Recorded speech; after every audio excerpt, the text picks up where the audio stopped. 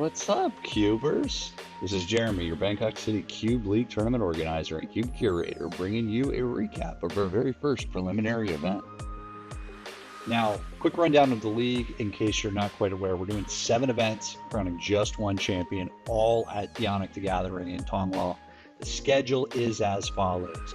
Each event that you see here is a preliminary event. Those preliminary events will earn you points to getting an invite to the 7th event, which is the championship event, where you can earn the bigger prizes that you see on the right. You're going to get Yannick the Gathering store credit, but also not listed, you're going to get a nice little trophy for your shelf.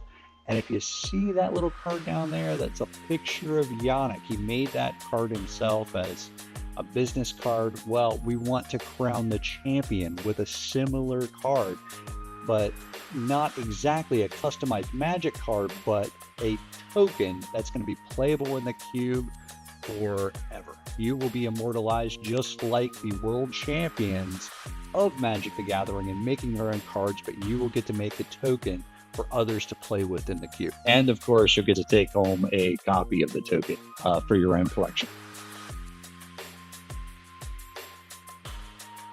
But enough about the league details. Y'all came out, you know how it works, what we're doing, why we're here. Let's focus on the first preliminary. We had a great turnout. Everyone's either looking to try the cube for the first time in paper or push themselves in a cube environment that's a little bit more competitive than we've done in the past. We had some new stakes on the line, and overall it was really a great first event and a great kickoff to the Cube League. So let's start it off the same way that our players did with the draft. For our first preliminary, we're going to check out Max's draft. Now, Max is a very experienced player with my cube. He's having come to many of our private casual events. We've been doing these for about a year and a half. He's a talented drafter with a proven competitive REL skill set in the old Grand Prix system. So this should be some good insight as to how a winning strategy can be employed in my cube. And so let's see what he's got here. So it looks like we've got a few interesting cards in the back. He pulls a lightning bolt to the front right away. Also see a Smuggler's Copter, a Delphi Voidwalker. I think there's a Birds of Paradise lurking there in the back of the pack as well. Sacrotronic for the land. He pulls the birds, the bull, and the copter to the front of the pack. I think that's probably for sure the most powerful cards. I think I would agree with what he's got here. He's looking at Lightning Bolt. There's nothing of extreme power level in this pack that kind of jumps out right away. So taking a Bolt is definitely a first pick. And as I mentioned before, the Max's strategies tend to be more controlling, more tempo-y. Lightning Bolt can be proactive. It can lead you to more tempo plays, but also it's proven record for control the board in any way. So he takes a red card on his first pack. Looking here at pack 2, again, nothing of huge power. Well, there is Urza hanging out in the bag. That is definitely a first pickable card. It's got a ton of synergies. There's a lot of artifact payoffs in the cube itself. He's looking at Aether Vial as well. The talent, he's scanning pack quite a bit, really thinking what's going to pair well with that Lightning Bolt. He's looking at 3-bit Inspector. Looks like the Priest as well. The Knight of Autumn is there. But I think the clear winner for this pack should be Urza. And yeah, I'm really taking his time to shift through these cards here. I think he's probably just taking note of what he's going to be passing. Here comes Urza to the front of the pack where it belongs. Yeah, and he's probably hoping maybe that Marionette's Apprentice Wheel to get that server or that servo token to be paired as well with Urza if he's going to be looking for additional artifact strategies. He takes the Urza, and he's got a Bolt and Urza. So now he's looking at maybe a Izzet Star, but it's still very early to where we're just looking for the strongest cards in the pack as to what could potentially be available here. Now he sees the Xander's Lounge. Now there's a lot of opportunity here with Xander's Lounge. He did take a blue and a red card that's going to go well nicely with those. He sees a Bitter Blossom, which has tremendous value in the long of it. But, triomes have the ability to fix your mana. That's what they're in the cube to do. And sometimes you have to just kind of take your picks and eat your vegetables, get that mana base going. Macy's Portable Hole, there is a decent blue-white artifacts archetype that is in the cube. But he does take the Xander's Lounge, pairing with his first two picks quite well. Pack 3, we see a Mishra's Research Desk to go along with Urza. We've got a Restless Anchorage, potentially to fix the blue-white mana base. There's Sensei's Divining Top and Subtlety. For sure the most powerful cards in the packs. But one thing that he did see that he skimmed over pretty quickly, and I agree that he did this before, but he did pass up on Dragon's Rage Channeler. I would not take either of those over Subtlety or Sensei's Divining Top, but I would definitely be noting that that is in the pack, and I could be wanting a more aggressive or assertive swap with the Dragon Rage Channeler. It does pair nicely with artifact strategies, or getting anything that could lean into Delirium. So now he's trying to decide between the top and Subtlety, both very powerful cards, both great with Urza. But I think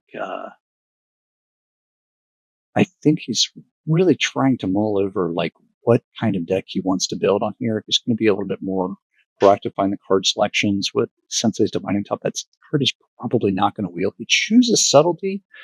Look, Subtlety is a good pick. It can get you that extra tempo to stop your opponent's bomb.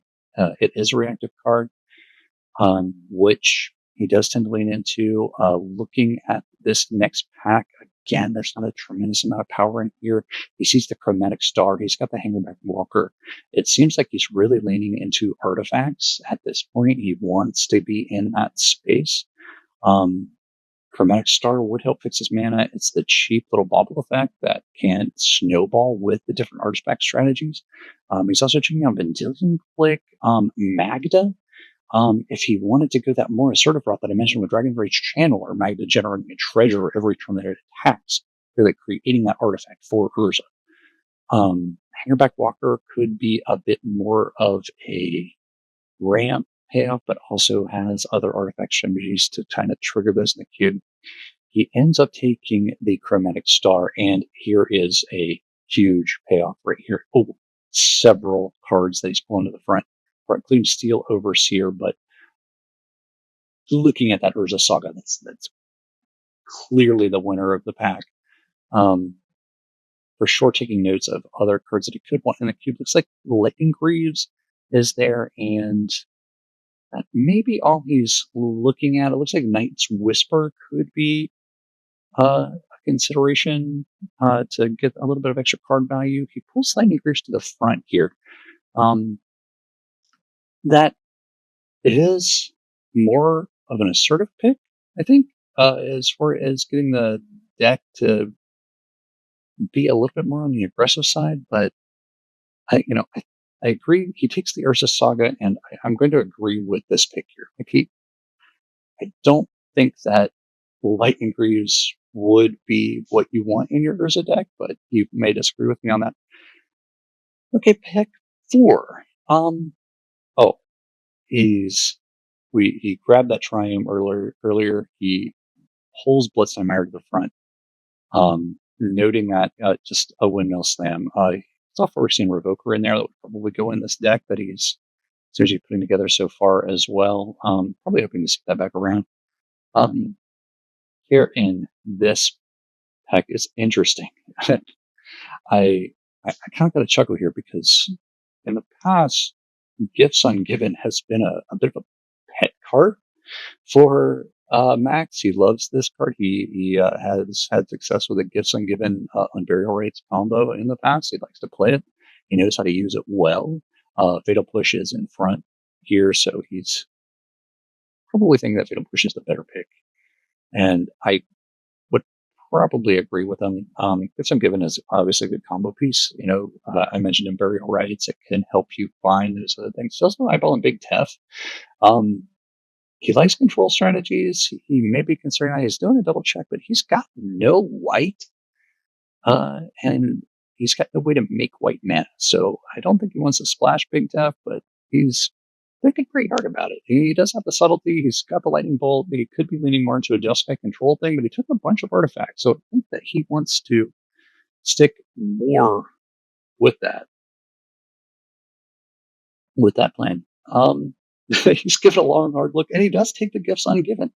I think that's a decision, but it's he knows how to use the card very effectively. So I think we can trust Max here, and I think this pack has made it all the way around here. So what we're looking at, a pick. I didn't see that in his.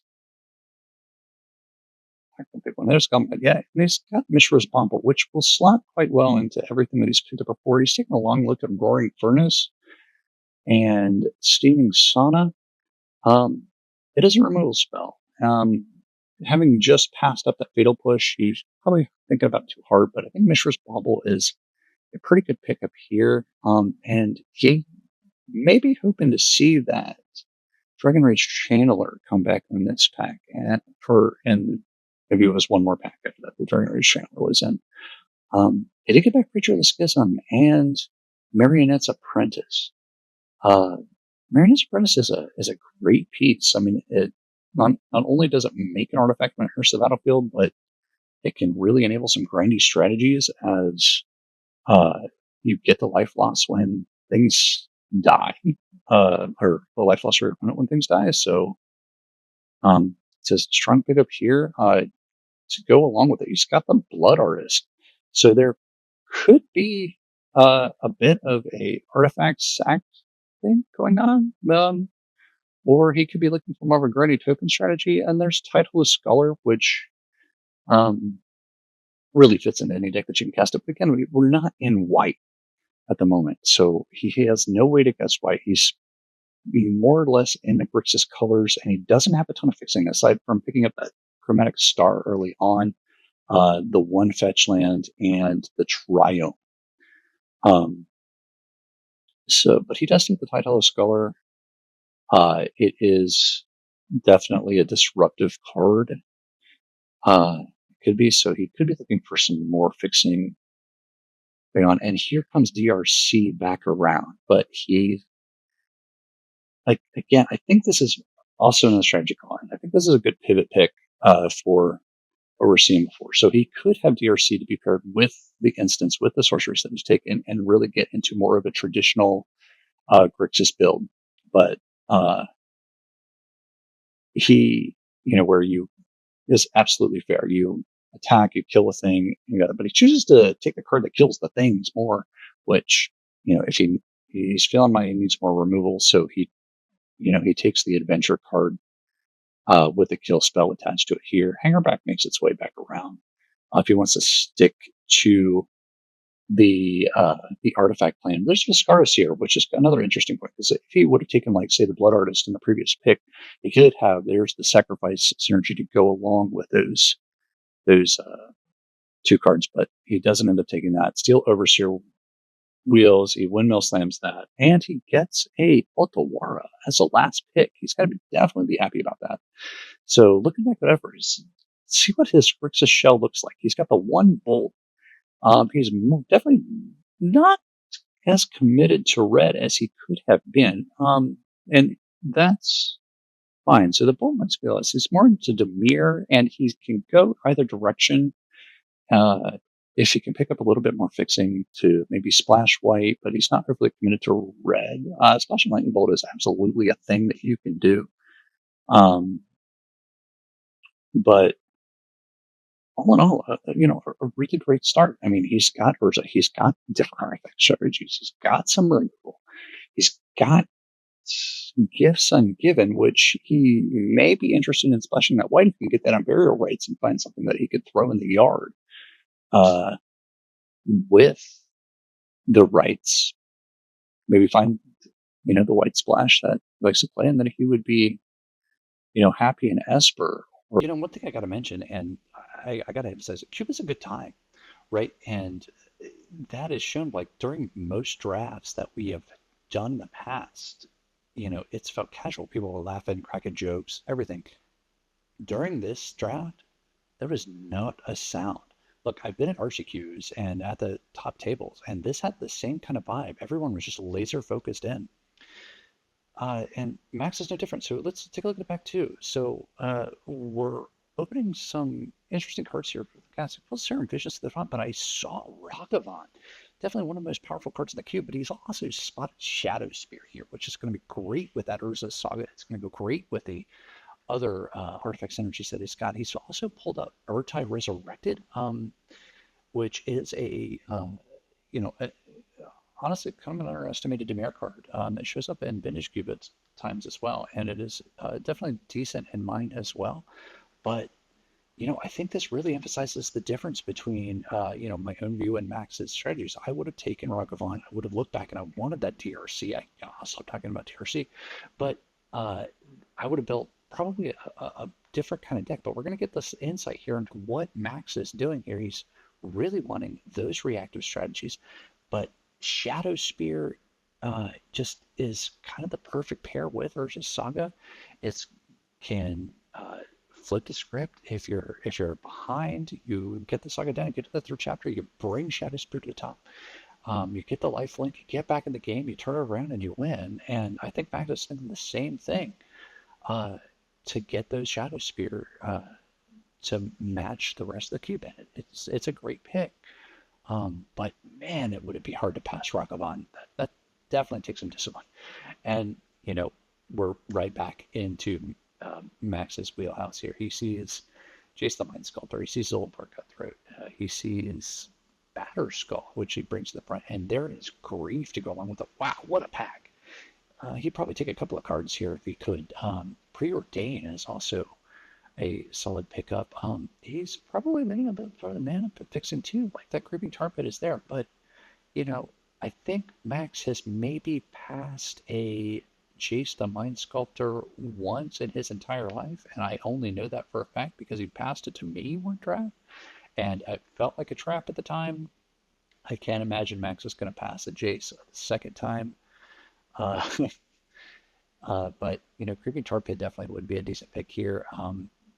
Grief is going to be, yeah, there's Jace. I mean, who we watching here? Max and Jace are best friends. They've known each other for years. I think he would be offended at this point. Here, looking at the second pack, we've got a Kappa Cannoneer, which is the finisher of all finishers on a blue artifact deck. And this one is looking shiny. It comes to the front of the pack. He's got the Cold Steel Heart, which is a great accelerant in these kind of decks as well. I'm sure he would love to see that back, but let's get the finisher in Blastoise. Welcome to the deck. You know what you should be doing here. So yeah, I mean he's clearly found his lane. He's going to play a reactive strategy with artifacts as backup. He's going to finish the game with Shadow Spear attached to a Blastoise that's going to gain him back when he's behind. Here comes the next pack. Some red cards. I think these were probably firmly pivoting away from those a little bit, but that Arid Mesa can grab your Triumph. There's Ponder as well to help smooth out your draws. Never a bad pick on that, but we're taking the fetch land. Who knows? He could be sticking with that lightning bolt in the back of his head. He wants to play the Triumph.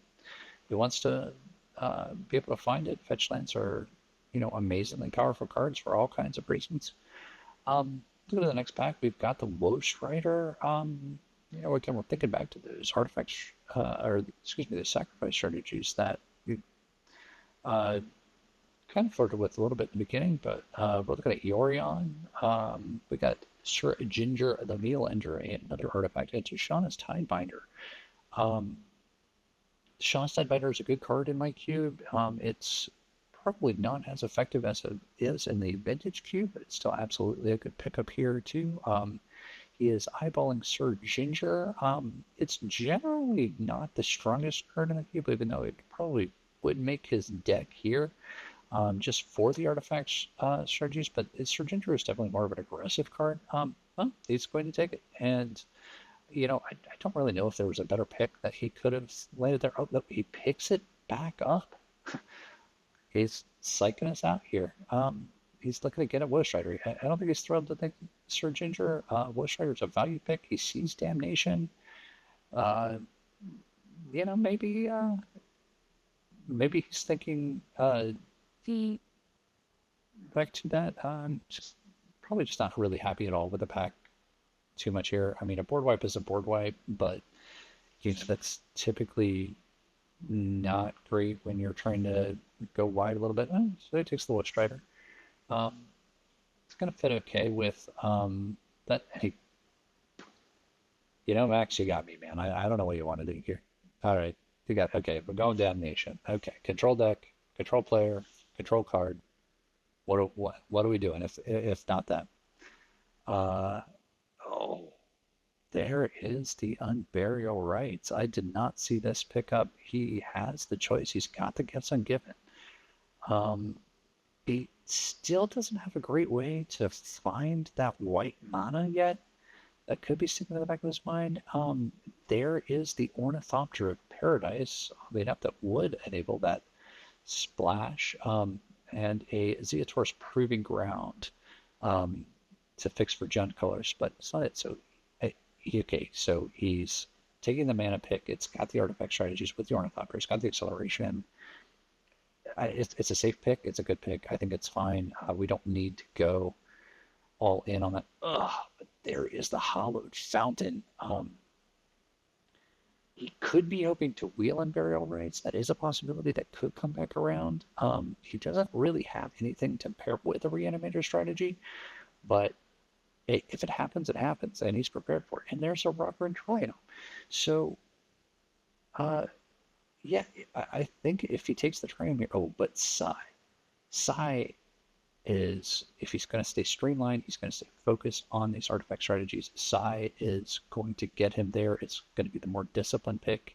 I think he was kind of branching out a little bit, but each of the picks that he's had previously is gearing toward both an expansion of the deck ideas and also streamlining as well. It's sticking into one good cohesive strategy with the possibility of branching out.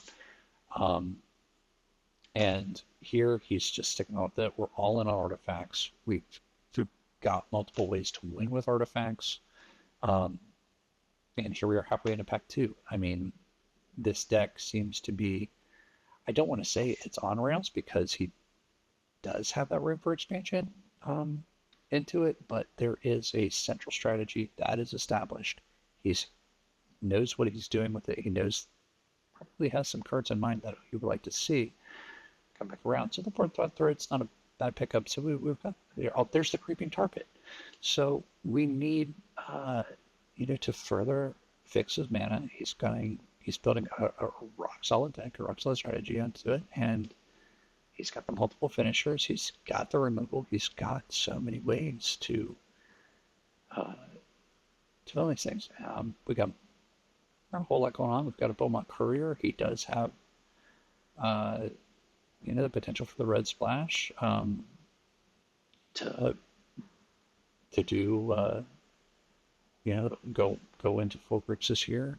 So, Beaumont Courier, while doesn't really lend itself to the reactive strategy that he likes to play in, or from tempo, but it can draw you cards. Spell Pierce can be the additional disruption that he's looking for. And that too, every pick that he's made has been really geared toward what he's trying to build. I don't think there have any totally wasted or garbage picks. Sure, there have been picks that are stronger than others, but here we are, pack 2. Pick 14, and he's probably just taken the first card that he's not going to use, but it is still a spell that he could cast. And, that's part of the beauty of Cube. Is like we try to make those others no bad picks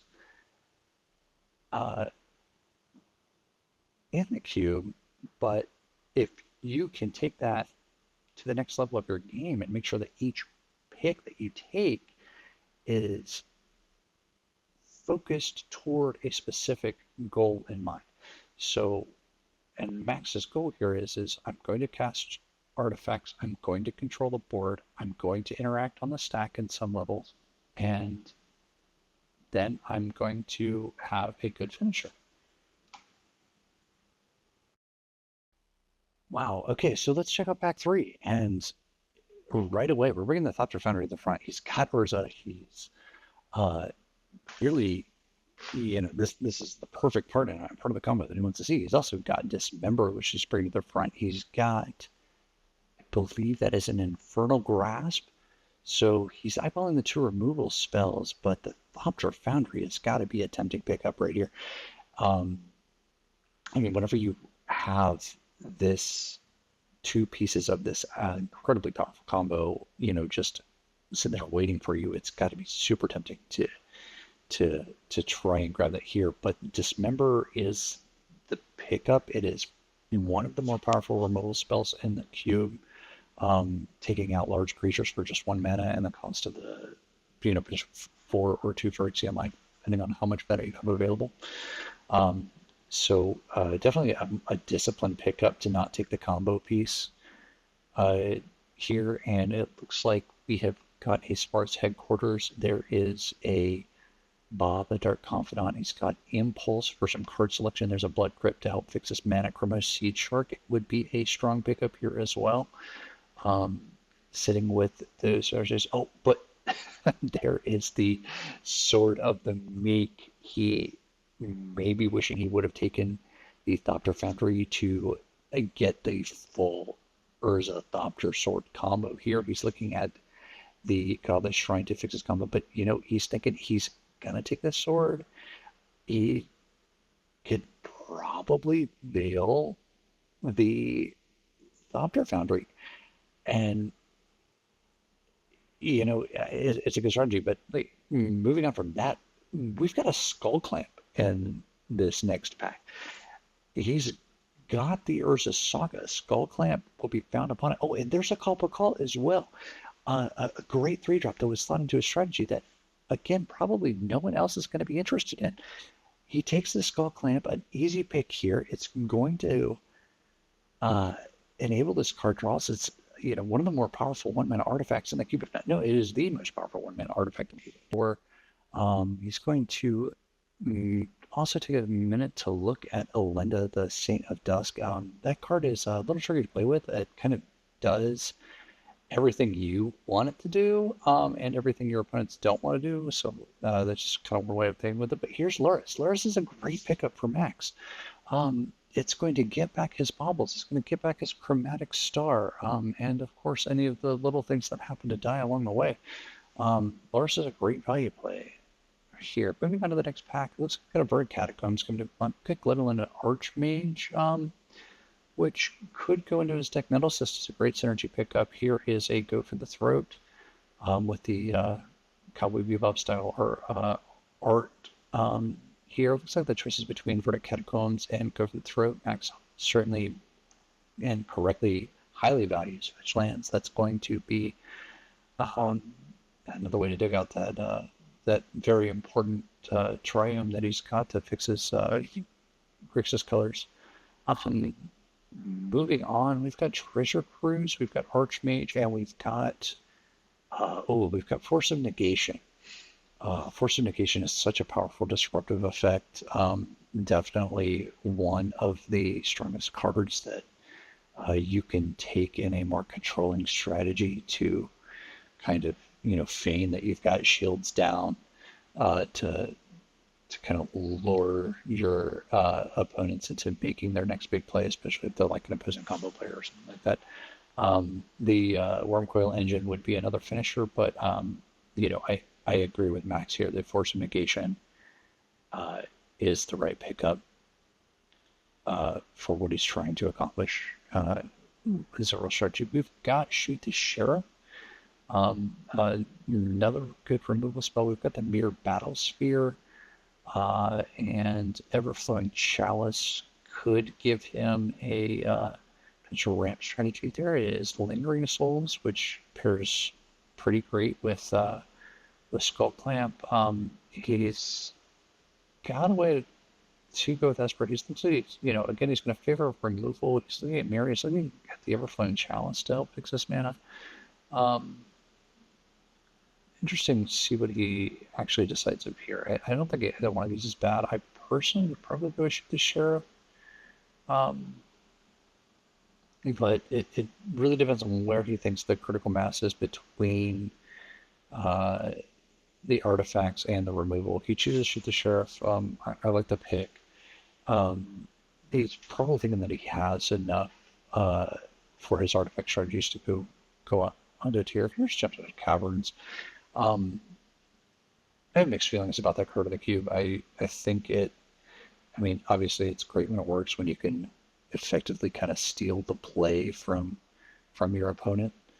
Um, but there's no super great pickup here. You're going to choose the Pestermite. This could be a late hate draft. He goes with the Pestermite, afraid of further strengthening anybody who might be in the Kiki Jiki comp. Here it is. Here's the pickup. Here's what he's waiting for.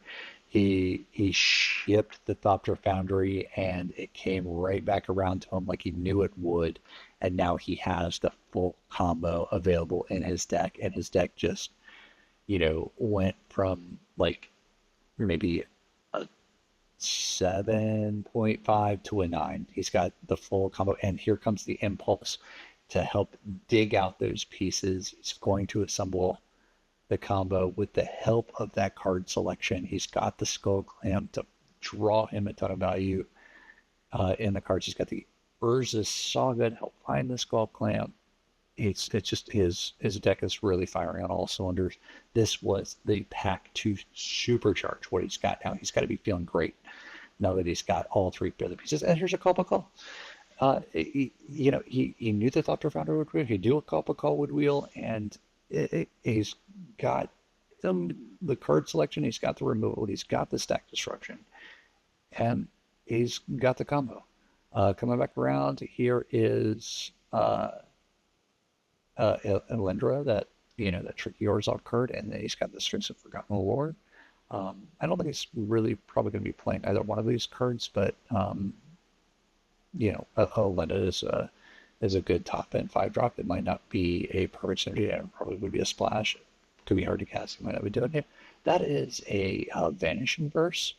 I'm not sure how good he's feeling about his white splash. He's got the Ornithopter Paradise. He's got the Hallowed Fountain. But I'm not sure if he's going to go out and make sure that the white cards would take a huge portion of his deck. I think he's probably more to mirror at this point. We'll take a look at his final build here momentarily after we get these last couple of picks that are just taking an extra moment here to come around to Max.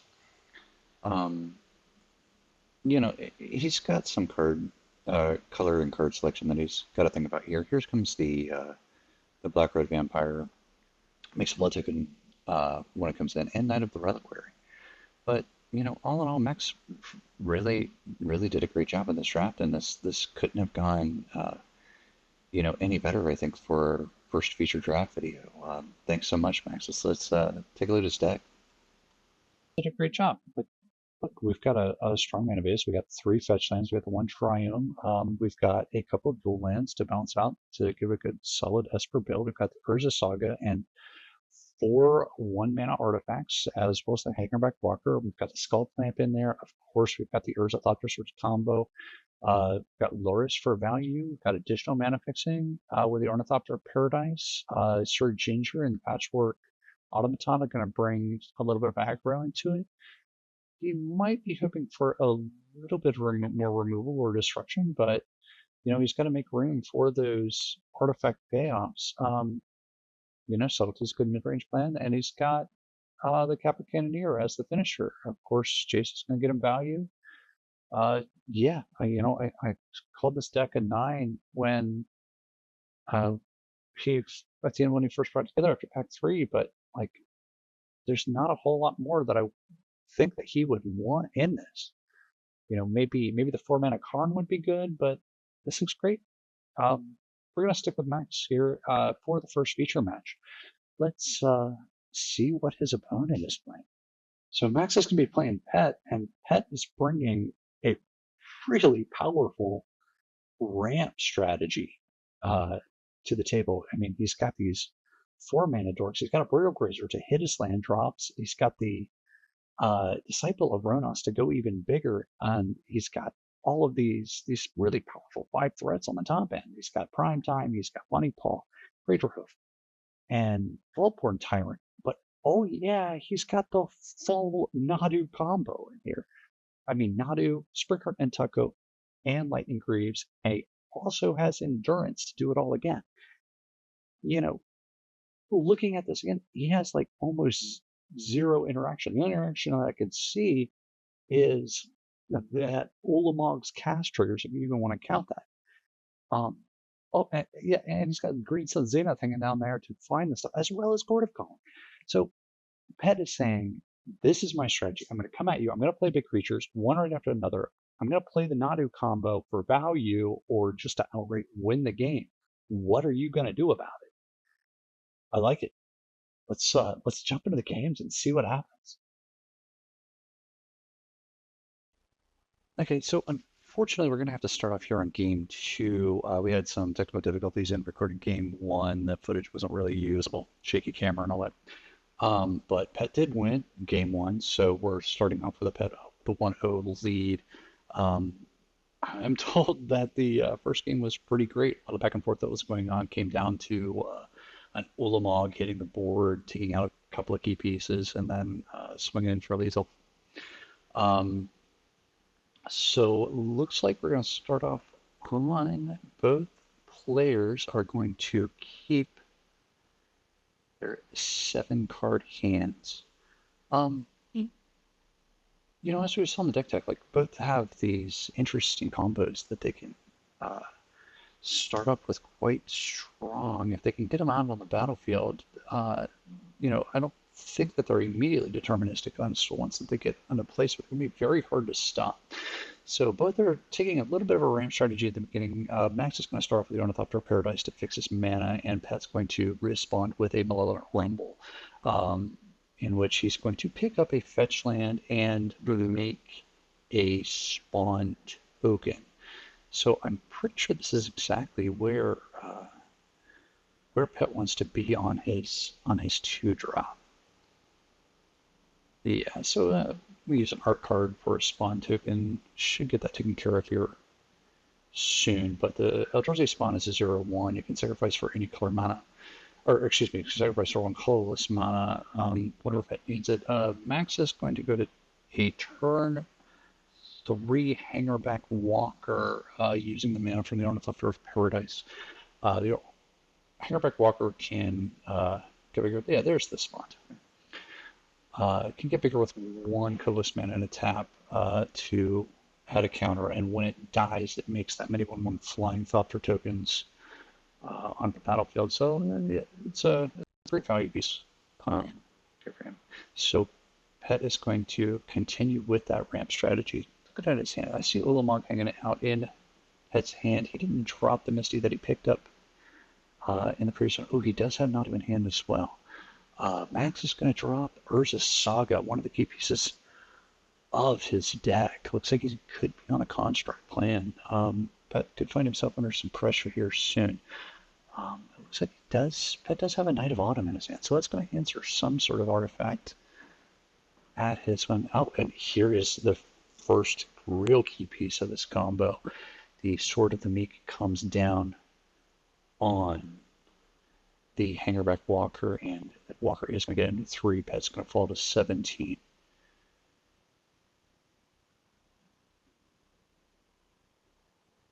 The board on Max's side is really threatening, but the construct that could come down next, it would be a 4/4 as it stands. Pet's going to drop the Mystia Rainforest and pass. So it looks like he also has Green Sun Zenith in his hand as well. So that's ready to do some damage here. Max is going to drop an Arid Mesa fetch land, so looks like all the colors have been fixed for Max.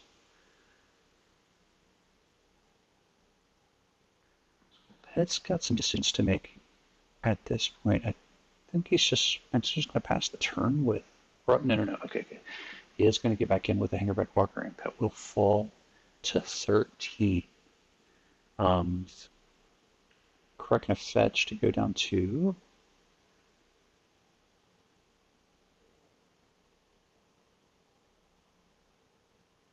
oh, no. Okay, so no, with the 3 damage, it would have put Pet to 16. With the crack of the fetch, it's going to go down to 13. The score there is accurate. Oh, it's going to reveal Smuggler's Surprise. So I believe he's using the modes to put 2 creatures from his hand on the battlefield, which would be huge, as Olamog is one of those.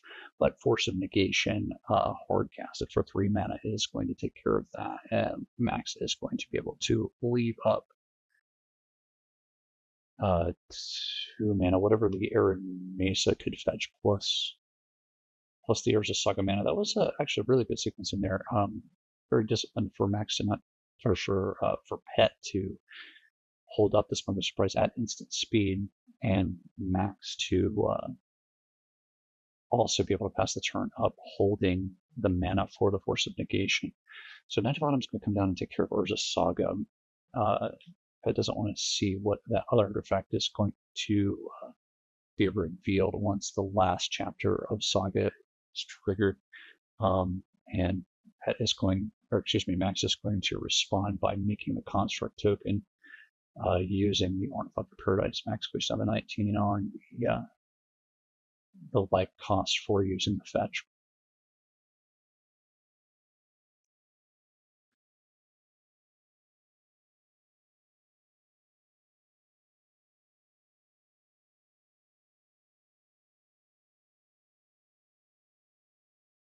All right, and that's going to follow his Knight of Autumn up with Nadu. Shields are down for Pet at the moment, but the key piece of his own combo is now on the board, and that's got to put off some alarm bells off in Max's head. He doesn't want to see those the boots come down, and we see the Pet's combo go in full power. So we've got like the 4 construct coming in, as well as the 3/2 Hangerback Walker. Looks like the Knight of Autumn is going to jump the it's going to jump the construct, and Dismember is going to take care of Nadu. So yeah, Max is in a really commanding position at this point.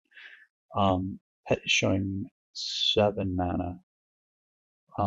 He's quite a bit far from the Olong in his hand. Birds of Paradise is going to help with the cause, followed up by the Fanatic of Reynos. So now we're showing at 1, 2, 3, 4, 5, 6, 7 mana. 3, 6, 7, 8. 8 mana in play for Pet. So the ramp strategy is going up there, but his life total is also down to 8. So as we're running out of time, he still has the Green Sun Zenith, and we can Green Sun Zenith for 2. Maybe he might want to find an intellect go off of that, but I don't see the last combo piece quite in his hand. It's really what he's going to need to kind of turn this around. But he's got a lot of big creatures that he could reach for with this Green Sun Zenith as well. But in the meantime, the pressure is going to come down. Max is going to try and get in with that 4/4. So here comes Endurance, targeting himself. Pet is going to shuffle that Nadu back into his library, which would be a valid target for the Green Sun Zenith that's been hanging out his hands for a while. In the meantime, this construct is looking to get in.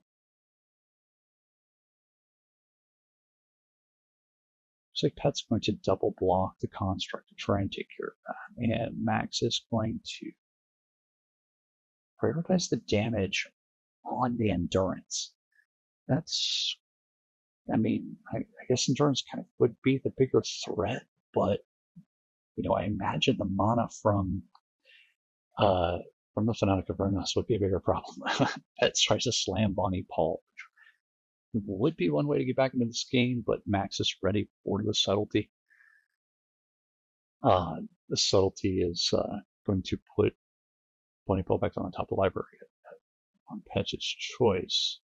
And I think we just needed to double check the mana that Petch used to cast Bonnie Paul here. We're just making sure that it does tap that Final Wealth. That would have been a huge play for Pet. And if he would have had that Bonnie Paul land, then the Fanatic of Ronos would have been able to tap 4. Passing back to Max here, he's going to go into Psy, into Sir Ginger the Mealander. Great sequencing for Max here, as when Psy comes down, with Psy coming down first, he's going to get that trigger once Sir Ginger comes down to create that Thopter to put more threats in the air. He also put that very important counter on the Hangerback Walker to put its power over 4, so it can so the Fanatic Rounds could no longer profitably block it. Pet it kind of shields down on any interaction. Not that he had a whole lot to begin with. He is cutting out his mana, trying to figure out how he's going to add these blocks if he wants or feels the need to chump block the subtlety with the mana birds. So yeah, this is a bit of a tough spot. So it looks like that. Okay, so he's going to reduce the amount of damage it's going to take. Fanatic Awareness is going to, the bird is going to chump block the Hangerback Walker. That's going to fall to 5, and we're just going to slam Bonnie Paul right back. And here comes the big lumberjack and her ox. Fanatic Awareness can now tap for 4, and that will GSZ for. I'm going to presume Nadu has a defensive answer in the air. But what else could he get for 3? I think he shuffled back in. Yeah, he shuffled back in the Knight of Autumn with the Endurance. So the Knight of Autumn can come down and will dispose of Sir Ginger. Bonnie Paul does have reach, being as big as she is, but I think this the amount of flyers may end up being a problem. We've got Subtlety is stopped by Bonnie Paul, and then we kind of have a chump attack in the air, but if that Hangerback Walker could potentially look like a finisher. And, really at any time, Max could find his Thopter Foundry. And if Thopter Foundry gets online with the sword, then, I just don't see anything aside from the full Nadu combo being able to bail Pet out. So we're just going to pass the turn back over to Pet. There's not much that's going to happen. Max is going to hold everything back. He's ready to play defense.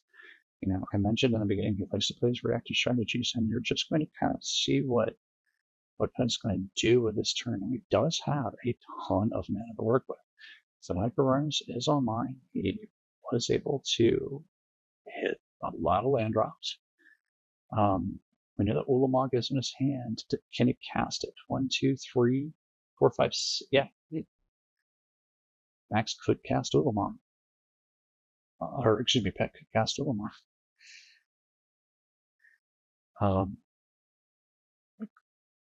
But the life total is just so low. So he's going to have to choose things very carefully. And he's got to play around that one card that is are known to everyone as to what is in Max's hand. Yeah, so this very well could be the game. And here's Ulamog. Now choosing the targets. He's going to choose Psi and Subtlety. Let's see how Max responds. Okay, we're going to first put an additional counter on the hangerback blocker. And then I'm going to tap 2 and use Psi's ability to sacrifice the hangerback blocker and get 5 Thopters. Yeah. 1, 2, 3, no, 4 Thopters. 4 Thopters that will trigger the Sword of the Meek to return to the battlefield and attach itself to one of the Thopters. So we now have 4 threats in the air. Ulamog's caster resolves, and it appears that that is at least stabilized for 1 turn. Here comes the Knight of Autumn and Bow, which is a 1, 2, 3, 4, 5, 6. Bow is a 6/6 for the power and toughness, each equal to the number of lands that controls. Up and bottom. So that's a total of 8 damage coming in, and we'll put Max down to 7.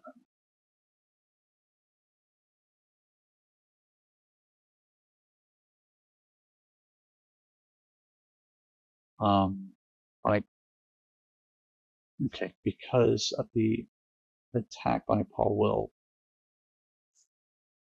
trigger drawing pet a card. Okay, and now over to Max's turn. We're going to go 2 for the apprentice, and that's going to make a servo token, and yeah, that'll wrap it up because with pet at 5 life, even if Bonnie Paul does block a Thopter, he's going to trigger the apprentice, causing them to lose an additional life, and that would put pet at exactly 0. Yeah, and Max takes game 2. Okay, now let's move on to game 3.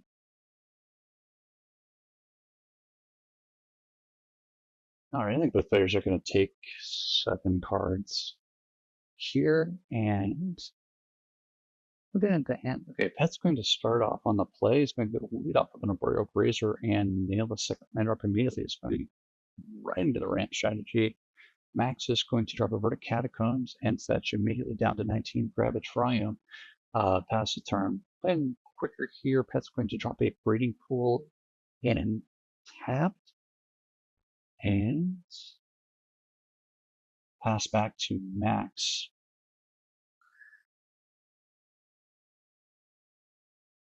No turn to play from Pet. Max is going to drop an island and go 2 into Surge Injured Wheelender. Looks like Max wants to press the board a little early. Pet is going to go immediately into Oracle of Moldiah, and we're getting prime time off the board. Use the extra land drop from the Oracle to go up to 5 mana. Ooh, very strong. Looking at his 5 minutes, but Max's 2 lands. It's going to be a little bit concerning for Max here. He passes the turn back to Max, who has a Bloodstained Mire, going to turn 2 back into the Marionette Apprentice that won the previous game, dropping the Survey token and leaving 1 mana up for Cold Jewel. This primetime hits a land off the top, going into 6. We're going to 6 mana, and here comes primetime down on Pet's turn 4.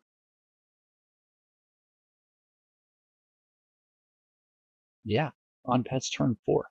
Yeah, turn for primetime mutant cube is extremely powerful. We also saw Ulamog going to his hand, so here is 2 lands back, up to 8 mana, and Oracle of Moldiah out the top.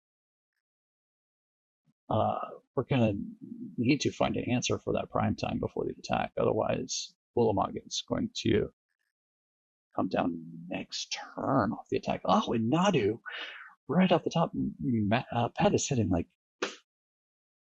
all of his hits. Uh, Looks like Max fetched for a basic swamp. Uh, yeah, Max, man, like this mana advantage is unreal right now for on Pet's side of the board. Max is going to need something to happen very quickly for him. Um, Otherwise, like that's just primary ramp strategy is just going to get absolutely out of hand, out of control here, if it's not already into that situation. This is some very strong board presence that's happening now. We've got a swamp coming down on Max's side. I think I see the murderous writer in Max's hand. That would be an answer for prime time. I and he's got the mana to cast it. Yeah, okay, so Murderous Rider is going to take care of the Primeval Titan. And Max is going to have to pay for that in life here.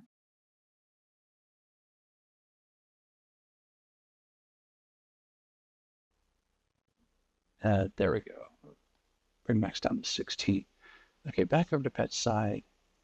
Here comes the Voltborn Tyrant, which will gain Pet 3 life and draw the middle Rumble Wrist, reveal off the Oracle and die off the top, and there's the Griefs.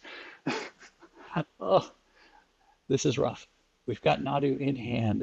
He's not ready to slam it down yet, but he can cast the Malevolent Rumble in his hand to look at the top four cards, and of course he's going to take the Greaves. The Malevolent Rumble does say that you can get a permanent, which includes the artifact.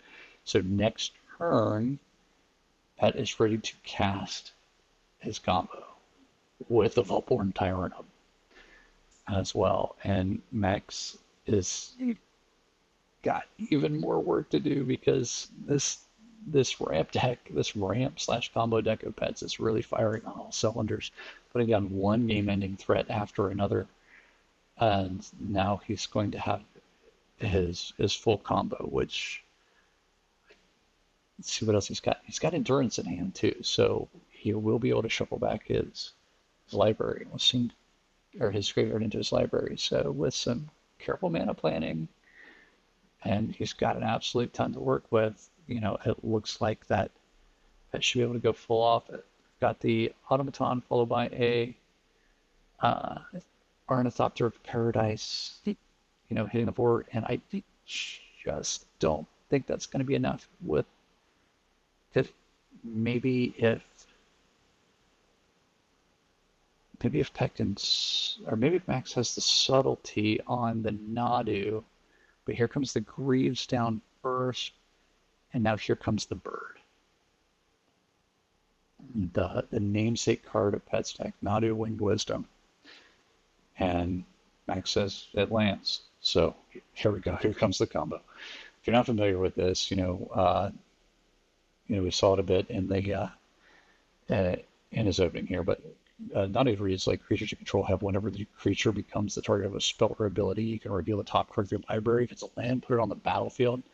Otherwise, put it in your hand. This ability triggers only twice each turn, but it triggers twice each turn for each one of your creatures. So if you pay attention to how how Pet is organizing his battlefield here, he is using the Oracle from Hildiah to reveal a card to the top of his library, and then he's hitting he's using the Nadu ability on each of his creatures. He's organizing them so that he is showing which creature is getting equipped by the boots on two different times. Because whenever you equip, that targets the creature, which triggers Nadu's ability. And yeah, that's going to wrap it up. So essentially what Pet has done is cycle through his library, finding the creature with Behemoth, pumping his creatures up to untenable amount, and that's going to wrap up game 3, and Pet will take the round. Just amazingly powerful stuff out of that deck. I think Pet has got to be feeling pretty good about his position in the tournament so far. Enough about Game one. We got Sean and Ricky here. Just on up, getting ready for the second round.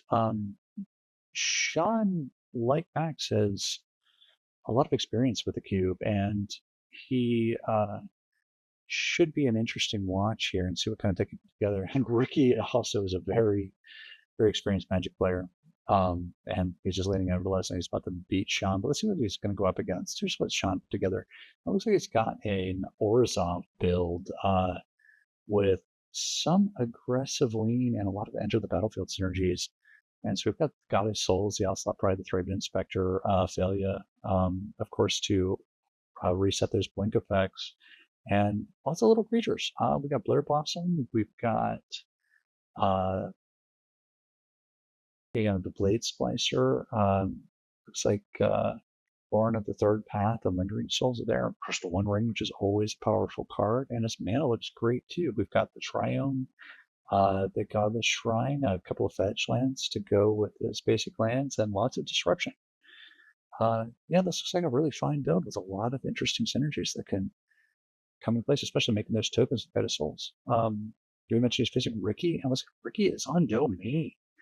And this is a big deck.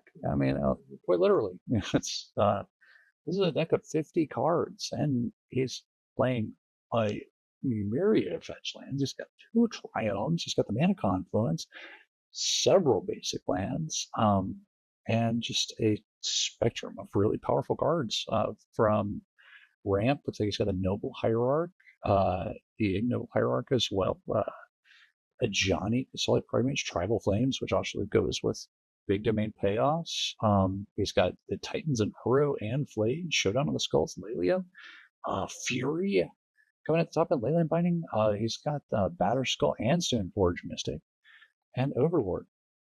This should be a pretty interesting matchup. These are 2 very different decks, playing very different strategies. Let's see what's going to happen here. It looks like both guys are ready to go. We're gonna take 2 7-card hands.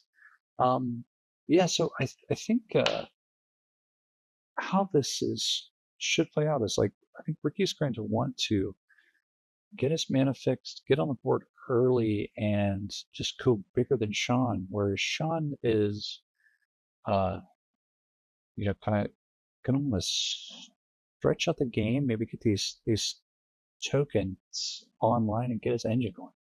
Sean's going to go for the turn 1 Thraben Inspector, always a great start for any white deck. Thraben Inspector has creates that clue token. It's going to instantly get value, and to try and get ahead on the card advantage side, Sean's going to go for the Inquisition of Kozilek. Taking a look at Ricky's hand, looks like we've got the Kozilek Pride Mage, we got Fury, we've got Lightning Helix and Lelia, and Sean's going to single out Lelia. Lelia, a great threat, obviously a huge beater, but it's going to generate a lot of card advantage on the long run. So this is a solid pick here for Sean. If he's going to try and outvalue Ricky. Ricky's going to go ahead and spread his hand out here for Sean, just so he can kind of take note. There's a lot of information happening in the queue, and going to make it easier for all of us here. And we're going to go for turn 2 into the Kasali Pride Mage. Art's a little unique here, but it is a 2/2 with Exalted. You can pay 1 colorless mana to sacrifice it to destroy an enchantment or artifact. Okay, going up to Sean's 3rd turn here.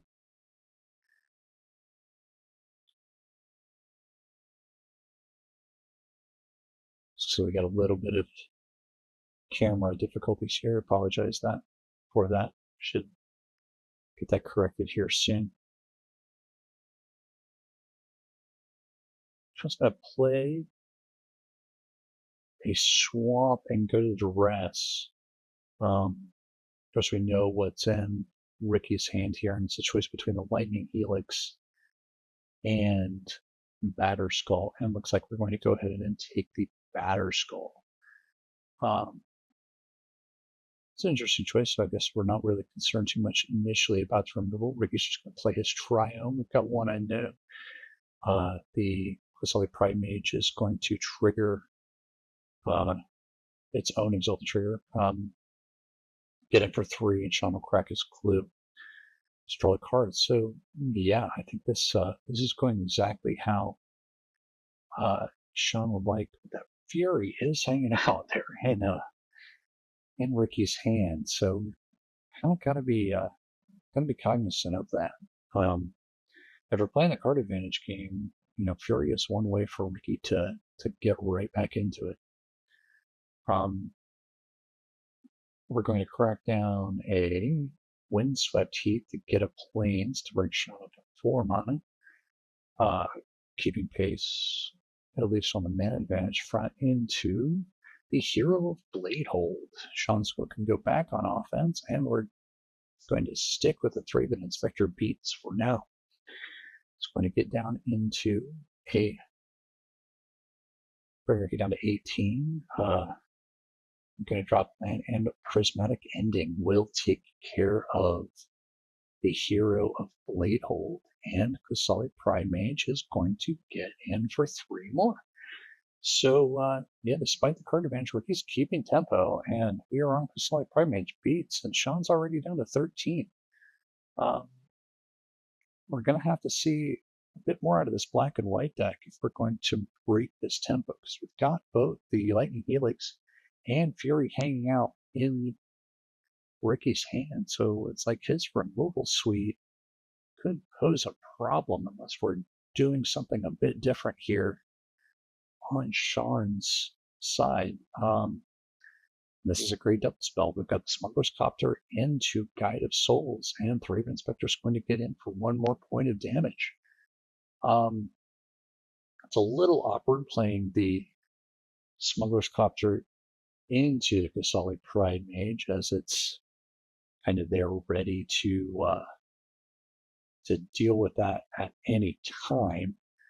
Sean is showing 1 black mana. Looks like in his hand he's got Not Dead After All and 1 other card. I can't quite make out what he's shuffling on the side. So the Quasali Pride Mage goes in for the attack. We're moving into the combat. The Exalted trigger, so it's attacking. It has a 3/3.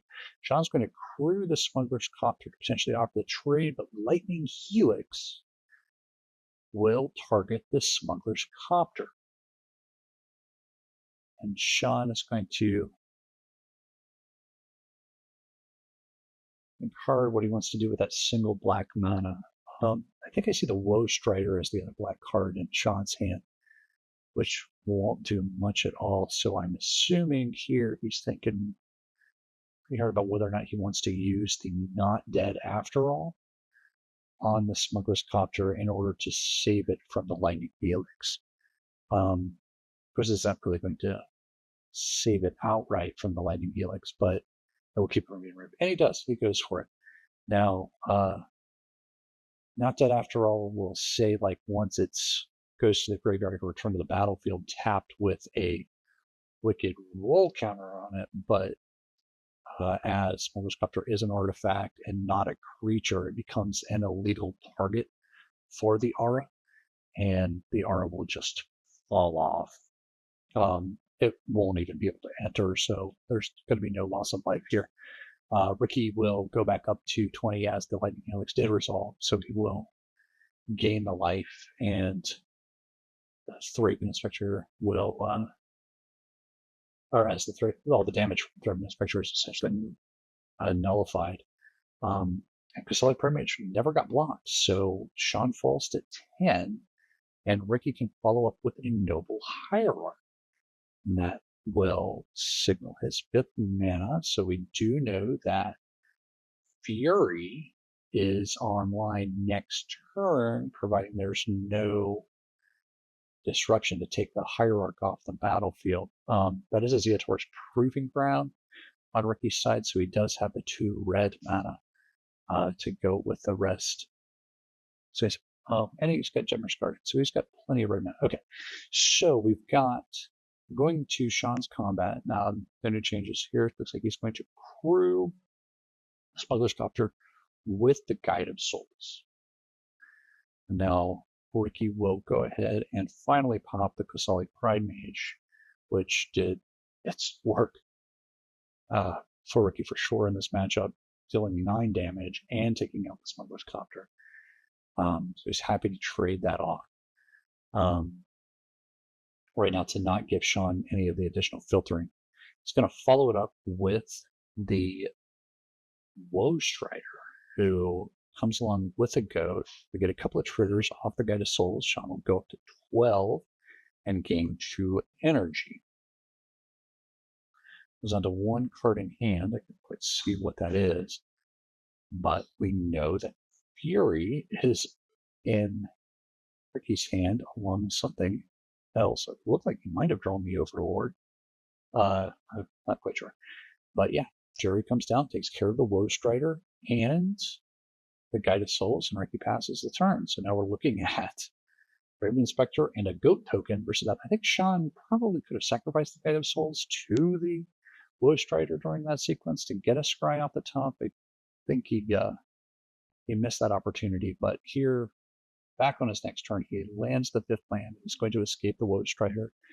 That will come back on the battlefield with a pair of +1/+1 tokens, bringing his power and toughness up to 85/4. And once it hits the battlefield, it will make another goat.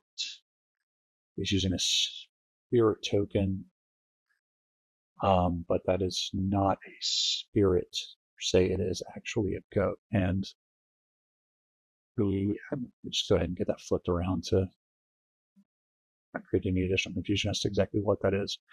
On Ricky's turn, he's going to follow up with a Ignoble Hierarch, which taps for gem colors, and then attacking with Fury with the Exalted Trigger. Sean will block with a goat, sacrifice it to the Woe Strider, get that scry, and Ricky will follow up with one of my favorite cards in the cube, Eska's Chariot. So here comes a cat card and a couple of cats along with it, and Ricky's board is getting wide. This is looking to be a lot to deal with for the white-black deck, but if we're going wide, that's part of Sean's game plan. So he follows up with Bitter Blossom and Lingering Souls. And, oh man, so we'll get the Bitter Blossom token on the next time around, and probably a couple more souls be flashed back from the graveyard. I bet Sean really wishes he had that Guide of Souls to keep his life total high. But we're looking at a lot of pressure from Ricky's side here. The cat card is a 4/4. Ricky's cat tokens are bigger than Sean's goat spirits. And of course, Fury there has double strike. So, this is going to be a bit tougher to overcome, and I think Sean is hellbent. Yeah, I don't think he has any cards left in hand, so we're just this Bitter Blossom and the Lingering Souls in the yard versus this big board.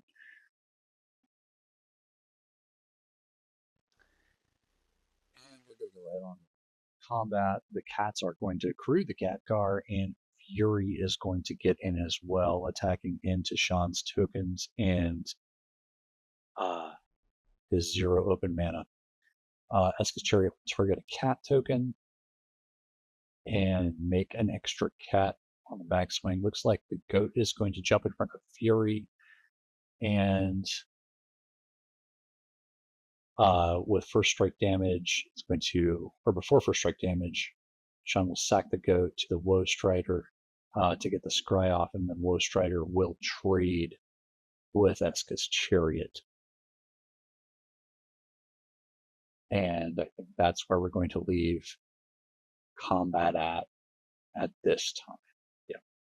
Okay, so no damage taken for Sean, but his board did shrink down a bit.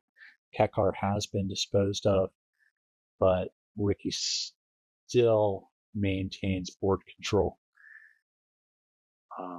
It's like where he's going to go to the young pyromancer to clean up his hand a little bit. Solemn Simulacrum goes to the graveyard, uh, making the 1 token, and Ricky will cycle the 1 card and get just a pair of lands in hand for Ricky. So it's really just a battle of these boards. And on Bitter Blossom will trigger for Sean, would get a fairy, and he saw the scry things, and he casts the 1 ring. Definitely a card that can pull Sean back out of it. Ricky can't be thrilled to see that on the other side of the battlefield. He immediately taps it to draw an additional card, and this is looking a bit better on Sean's side.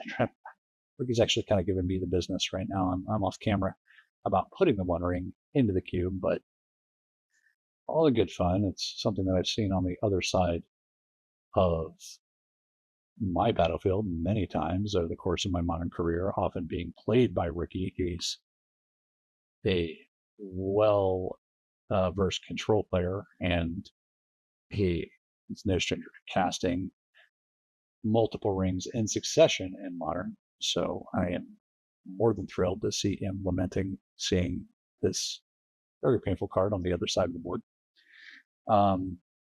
So looks like Ricky just plays a land and passes, as he can't do anything as Sean has the ring protection. But the life total, or the life loss from both the ring and Bitter Blossom is taking still a little bit. Sean falls to 9.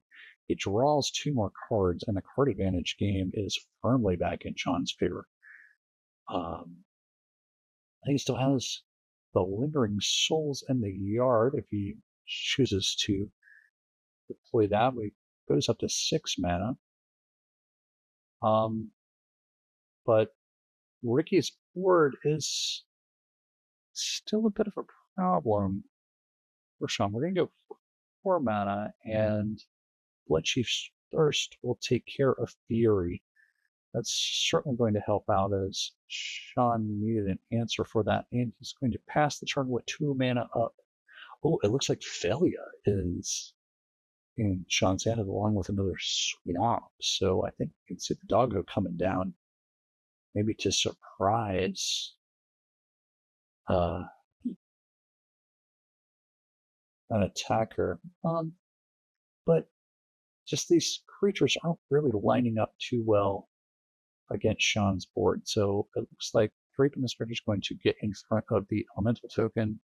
Just find 1/2 blocks a 1/1, and then Sean will trade 2 of his flyers for 2 cats, and both Young Pyro and one of the cats are going to get in and bring Sean down to 5.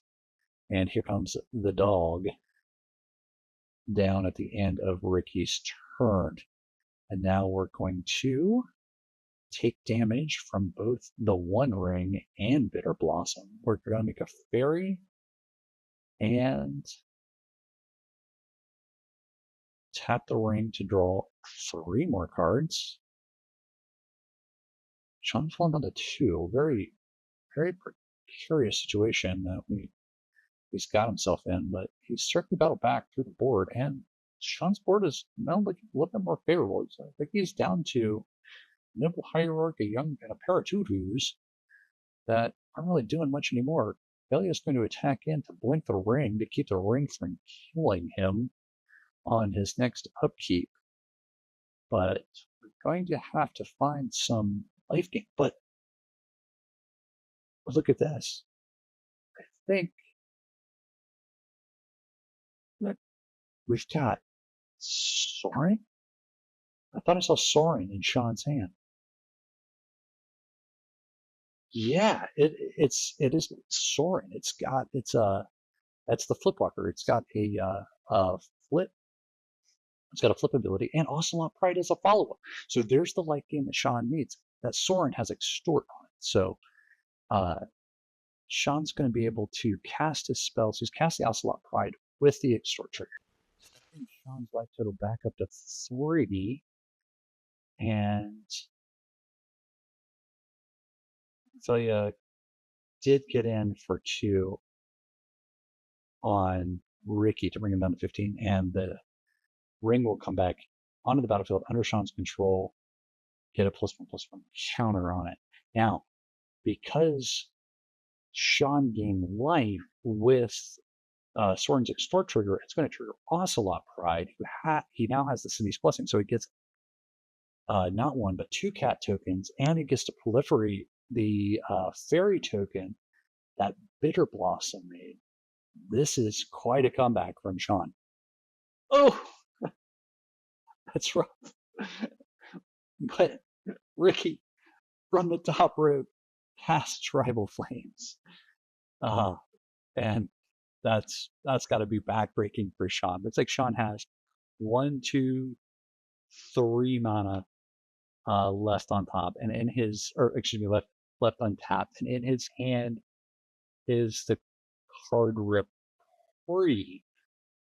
Now, Reprieve will let Sean return a spell to his owner's hand, so he could Reprieve and Extort off of Soren to go up to 4, but then I think Ricky would just cast it again, and Sean is tapped out of mana. So Ricky's got 1. The Jetmir's Garden is 3. He's got Plains, and then he's got Swamp off of the Zeator's Proving Ground. So that's not going to do it. This is a Tribal Flames for 4. So we're going to dig 1 card in with the ring, and that's going to draw, looks like a Swamp. That's not going to do it. And that is tough. Ricky knows that he's got the game. Sean packs it up. Man, that was a way to end game 1. I kind of feel for Sean. He made a great comeback there. Well, the ring dug him out of the hole, and then Soren came along, and looks like his game plan, his liking engine was online, and he was going to be able to overcome the board state. But domain decks win with Tribal Flames. They've been doing it forever, and Ricky had that little bit of reach. It ended up working out for him. It got him barely there, and he's going to take game 1. Yikes. You're going into game 2. Looks like Ricky's going to take a mulligan. So go ahead and skip ahead a little bit while he shuffles up. But looks like we found a playable hand. Ricky's going to kick back Batter Skull. He'll go to 6. Sean will get the game started by cracking a Windswept Teeth into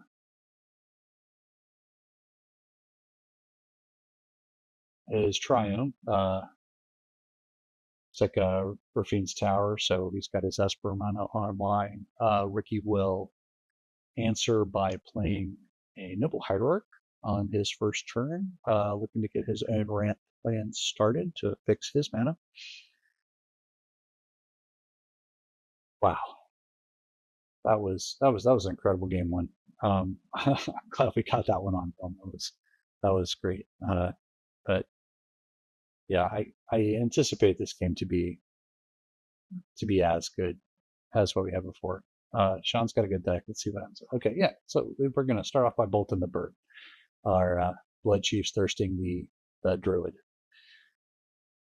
To slow Ricky down, and it slow Ricky down. So Ricky's gonna just play a tapped Triome and pass the turn, and Sean will get tempo by going into a Guide of Souls into Bob Marr, the Dark Confidant.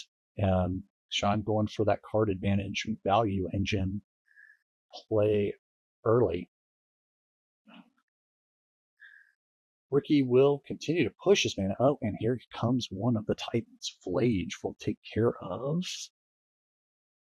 It's deciding on which to take care of here. Both seem to be pretty good targets, but we're going to go for the card advantage engine first, and we'll take care of Bob. Ricky will go up on life with this pseudo lightning helix that Flage offers, and into Sean's fourth turn, he's got the ring in his hand. It looks like I see Lauren of the third path as well. But we're going to cast Priest of the Forgotten Gods. Ricky's going to take a read into it. It's not a card that's seeing a whole lot of play in a bunch of different formats at the moment. So let's take a look at the card along here with Ricky. It's a 1/2 where for 1 black and 1 colorless, you get tap sacrifice 2 of the creatures, and any number of target players each lose 2 life and sacrifice a creature. You add 2 black mana and draw a card. This looks like a pretty powerful effect in Sean's deck, as he can make all of those tokens. So yeah, maybe he can get some value out of this thing if he gets to play. I'm not sure how great it's going to be against Ricky's deck, who's also capable of going wide, as we saw with Eska's Chariot. But I think it just depends on how his threats are going to line up, one right after the other. Sean does leave 1 mana open, but I don't think there's anything to do with it. I see a ring. I see the Hero of Bladehold in Sean's hand, and looks like Lauren of the third path. In Ricky's hand, looks like we got Overlord of Boiler Bilges, a mountain, which I assume is going to hit the battlefield here soon. Yep. And some other effects. Well, we've got the Sylvan Caryatid, which is 03. That's running color mana. It's mana dork.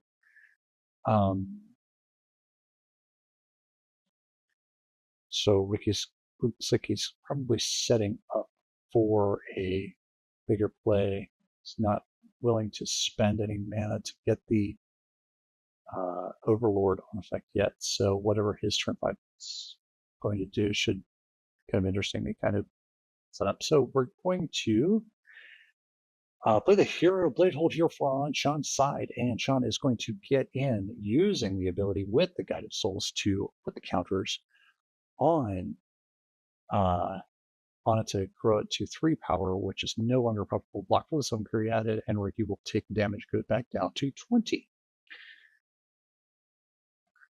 Now that Hero of Bladehold is a pretty juicy target for the Overlord if Ricky is willing to go that route, but I think he wanted to play 5 mana for something on that turn, or maybe just was saving this removal spot here for something a bit bigger. He did see the hero in the last game, so it's a good use of resources here, Ricky, to save that to take care of the hero in this game, as well as that card does get out of hand if left unchecked. Ricky is on the back foot a little bit here, though, so we're just kind of playing answers to whatever Sean puts out, and there's no answer for that. Here comes the 1 ring, and it's along with it the protection and the card draw, and here comes the Guide of Souls in for an additional 3 damage. Ricky, and he falls to 17.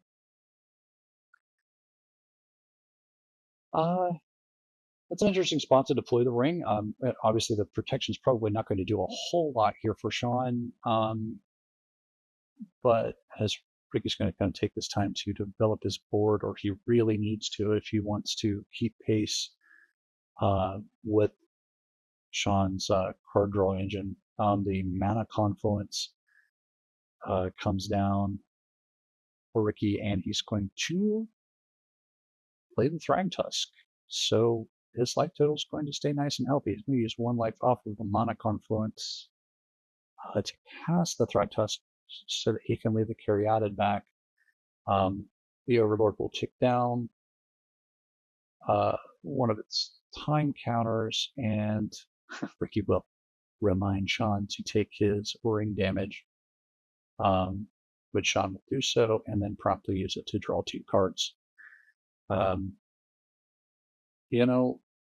Thragtusk is a big boy, but with this ring in play and Sean's healthy life total that's not being pressured at the moment, the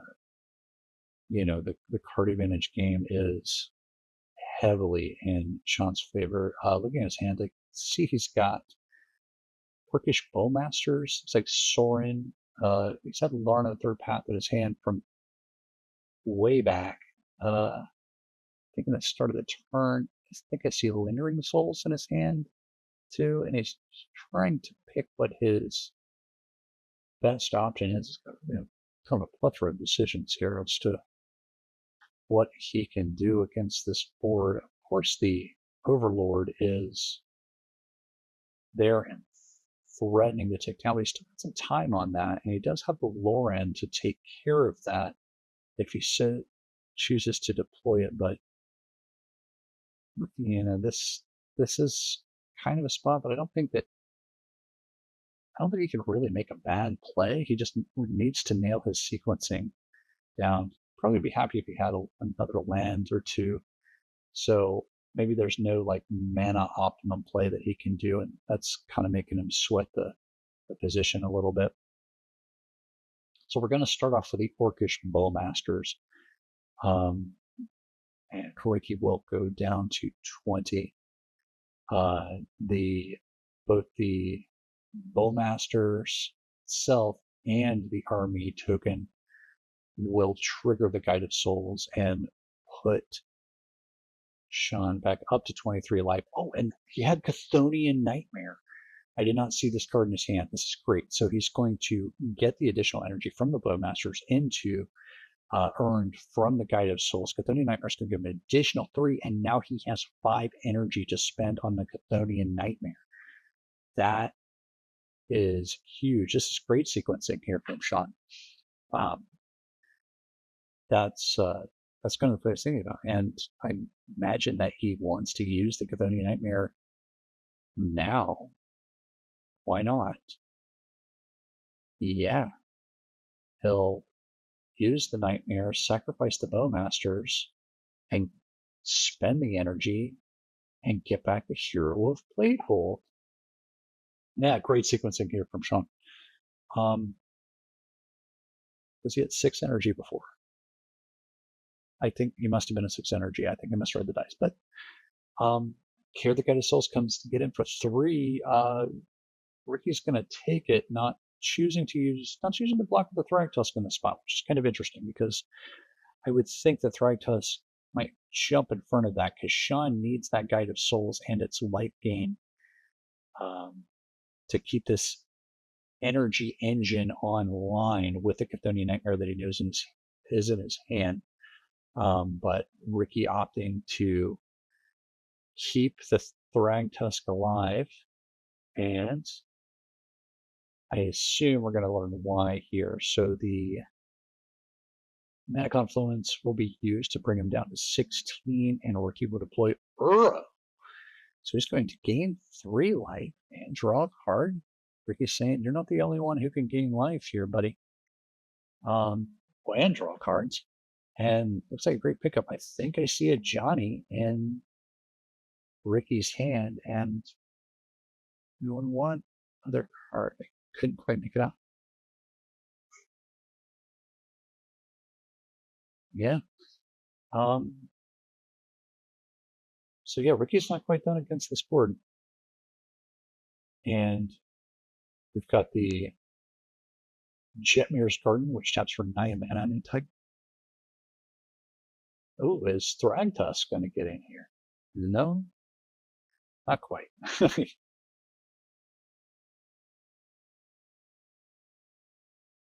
Here comes a Johnny. And his cat token. Yeah, and this is the kind of go wide problem that is looking down at Sean's Priest of Forgot Gods. I'm going to adjust the camera angle here a little bit so we can see the board a little bit better, including the burden counters on Sean's ring as he takes it up to 3 after taking 2 damage, but he's still at a healthy 22 life. But what I was about to say is about that Priest of Forgotten Gods. Now that the board is quite big, if Sean does decide to use that, even in like any sort of blocking type of scenario, it's going to be kind of awkward staring down both Thragtusk, which can sacrifice for value, and if he chooses to sacrifice the cat token, if Ricky ends up in that situation, then it will flip a Johnny, and Johnny's Planeswalker mode will be online.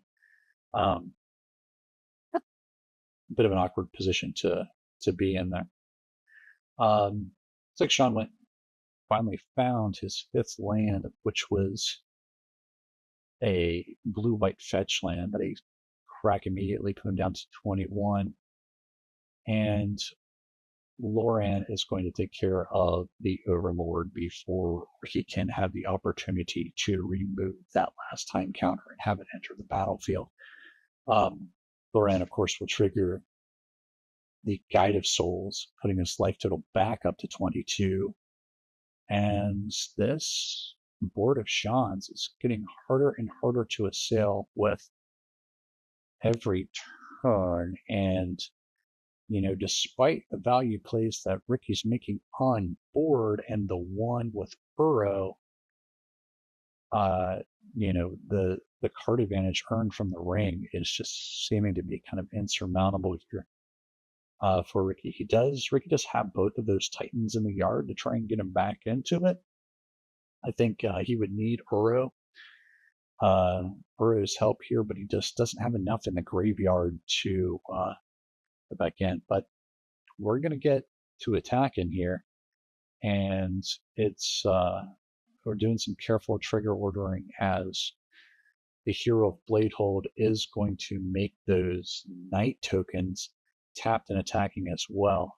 And when they enter the battlefield, they are going to trigger the Guide of Souls, create the energy, and now Guide of Souls is going to have its attack trigger, spend the energy on the Hero of Bladehold, give it flying and the counters, and Ricky's going to take some damage here. So we're going to put Thragtusk in front of one soldier and the cat token in front of the other. And see what Sean's got the fatal push for the Ajani, and Ricky's had enough. He's not gonna overcome the value engine. He's not gonna overcome the life total. It's gonna be too much for him to do it. He sees the writing on the roll on the wall. He scoops, and we're gonna go game 3. Sean was in firm control of that game. I think you could see the power of what this black-white deck can do.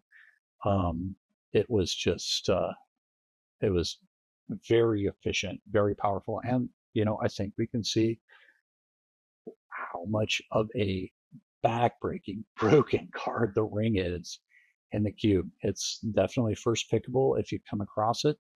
And it can turn a game around, especially if you have some of the tools that Sean had to build around it. He had the life gain to overcome the life loss that is the drawback with the ring. And then, he had Celia to blink it in that first game, even though he didn't end up losing that game. It still was a crucial play that almost got him back into it. If Ricky didn't have the Tribal Flames in that moment, I could see Sean turning that game around.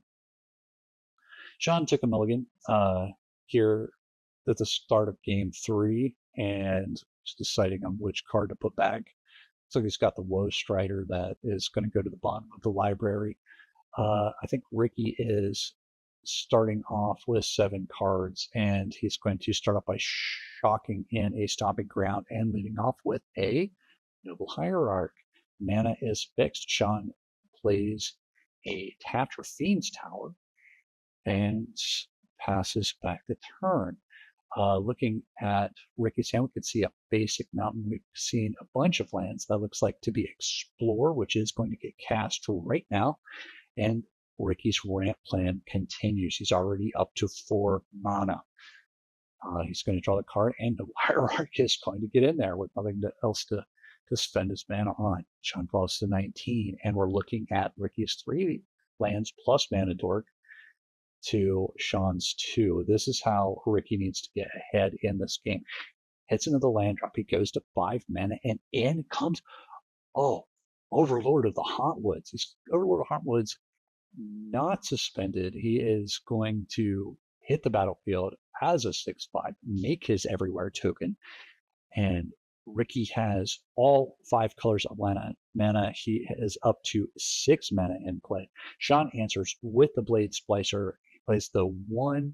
The Golem now has first strike Priest of Forgotten Gods is now online with both of them, but since Ricky has both the Noble Hierarch and now the Kosali Pride Mage in play, that's going to make that attack awkward. Overlord of the Haunt Woods is going to get and create an additional Everywhere token, get 2 Exalted triggers, 1 off Kosali Pride Mage, 1 off the Noble Hierarch, and we are attacking for 8 damage. Whoa, this is a lot for Sean to deal with right away. But looks like we're going to throw the Blade Splicer in front, or at least that was part of it. Yeah. So Blade Splicer is going to chump block, and we're going to deploy the Sylvan Caryatid and Territorial Kavu. Kavu is a 5/5 off of that Everywhere token, and Ricky's cool, already powerful developed mana base. This is a huge board for Ricky on this side. It's going to be a lot to overcome, but here comes Chthonian Nightmare. Chthonian Nightmare gets 3, and it's going to use it immediately, sacrifice the Priest of Forgotten Gods, which is about the only work that card has done in this game, get back the Blade Splicer, and now Sean has 2 3/3 first strikers to try and contend with this board. Sean's doing a great job of trying to fight back into this. And here comes Bitter Blossom. So if Sean could kind of stave off this initial assault a little bit with these first strikers, then we might have a game, as Bitter Blossom is going to make all the chump blockers that Sean can need because there's no additional evasion. However, we are staring down that Kosali Pride Mage. The Kosali Pride Mage can kill a Golem token at instant speed. This is obviously face-up information and a problem, but we have the Chthonian Nightmare on that side. So looks like the Blade Splicer is again going to jump in front of the Overlord, and I think Sean's going to have to take 5. I imagine the plan here is probably going to make a fairy on the upkeep and then reanimate the Blade Splicer to get an additional 3/3 first striker. And hopefully that could be enough for Sean to stabilize here, but it's kind of a big ask. Yep, here comes the Chthonian Nightmare. We're going to take another read of that because we do have, I think we've got a plan for it. And Ricky's checking with me, seeing the exact ruling of the card. And the way that it reads is that when it enters the battlefield, Sean's going to get energy as it happens, but he can only activate it. He can only sacrifice it and reanimate at sorcery speed. So Sean does get the energy, but he can't actually use it in time because the Kosali Pride Mage will destroy it before it can go to reanimate the Blade Splicer and make that third token, or that third Golem token.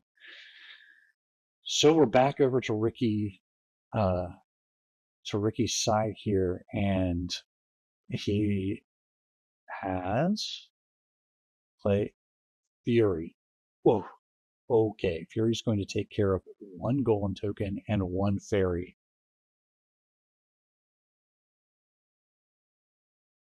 And Ricky will fetch 4 another little land, but this board is looking rough. It looks like Kavu and the Overlord both have a clear path to Sean. Sean's got, I'm not sure what he's got. He's got 2 cards in hand. Oh, they're both lands. He's got a Godless Shrine and a basic swamp.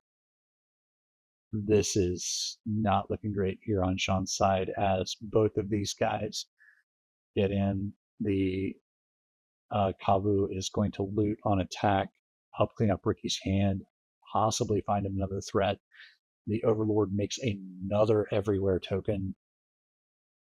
It's got all the mana in the world. The Golem is going to jump in front of the Overlord.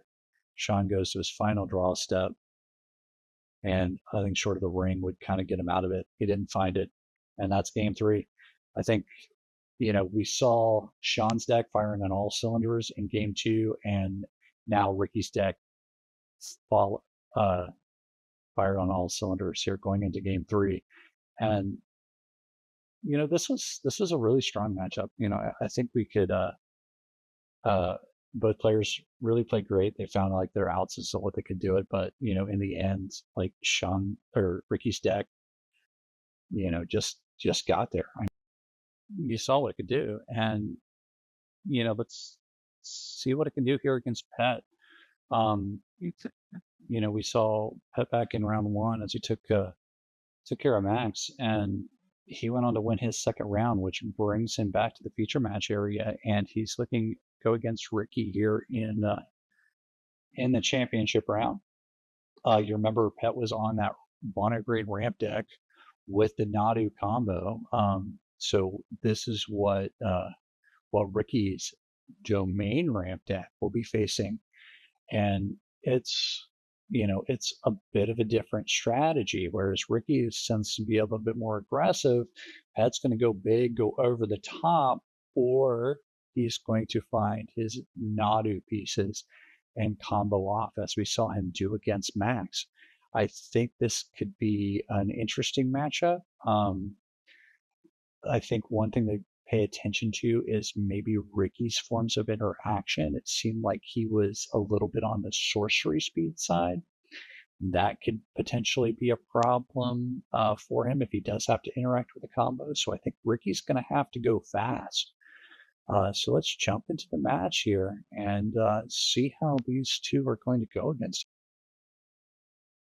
I think we're looking at hands of 7 cards to start here, game 1. We've got Pet looking around and see a couple of forests. He's just going to start with the forests. He's got the boots in hand. It looks like Oracle Maldaya maybe in hand as well. And perhaps Green Sun Zenith. Ricky's going to come back with just a tap Temple Garden, and Pet will go to a turn 2. Fnatic Aronos. It taps for 1 green mana as a 1/4, and if you have a creature with a power 4 or greater, it can tap for 4 mana. So it is a big part of Pet's ramp strategy going into the game. Ricky's going to say you're not the only one with the ramp plan here, and here comes my Sylvan Caryatid. That goes for a turn 3 Oracle Maldaya and get the additional land drop that it offers, revealing Endurance on the top of his library. Pen splitting the ramp game so far. Ricky does hit his 3rd land drop and is showing Naya plus the Caryatid, whatever that will offer him. Or he's going to Kavu, and a Johnny. So yeah, this is a really strong start for Ricky, as he has 1, 2, 3 land types. The Kapu is a 3/3. Doesn't quite size up great against the Fnatic Aronos. That's going to reveal Breeding Pool off of the Oracle Maldaya and play it, shocking it in. But Pet already has 7 mana online. 1, 2, 3, 4, 5, 6, and 7 with the Fnatic Aronos. He's got Bonnie Paul showing up the top, and here comes the boots right into Green Sun Zenith for 1, 2, 3. And here comes Nadu. Ooh.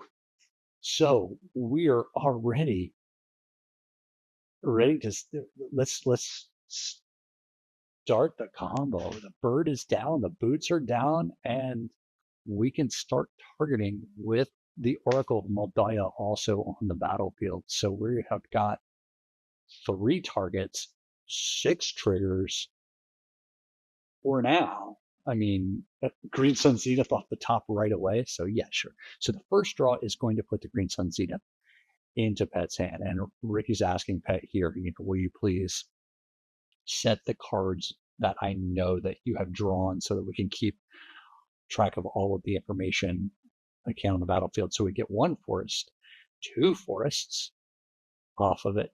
And this is, we're playing pretty quick here. Ricky just wants to make sure that all of this this tracking is happening as it should, because it is a lot to process. But we Pet's doing a good job of keeping things kind of lined up here so that it's as self-explanatory as possible. He's got 3 lands showing on the battlefield. Okay, so now here is Nadu's second equipment trigger, showing an additional land, revealing a Smuggler's Surprise. We're going to use 1 mana to play the Bird of Paradise and then double equip it.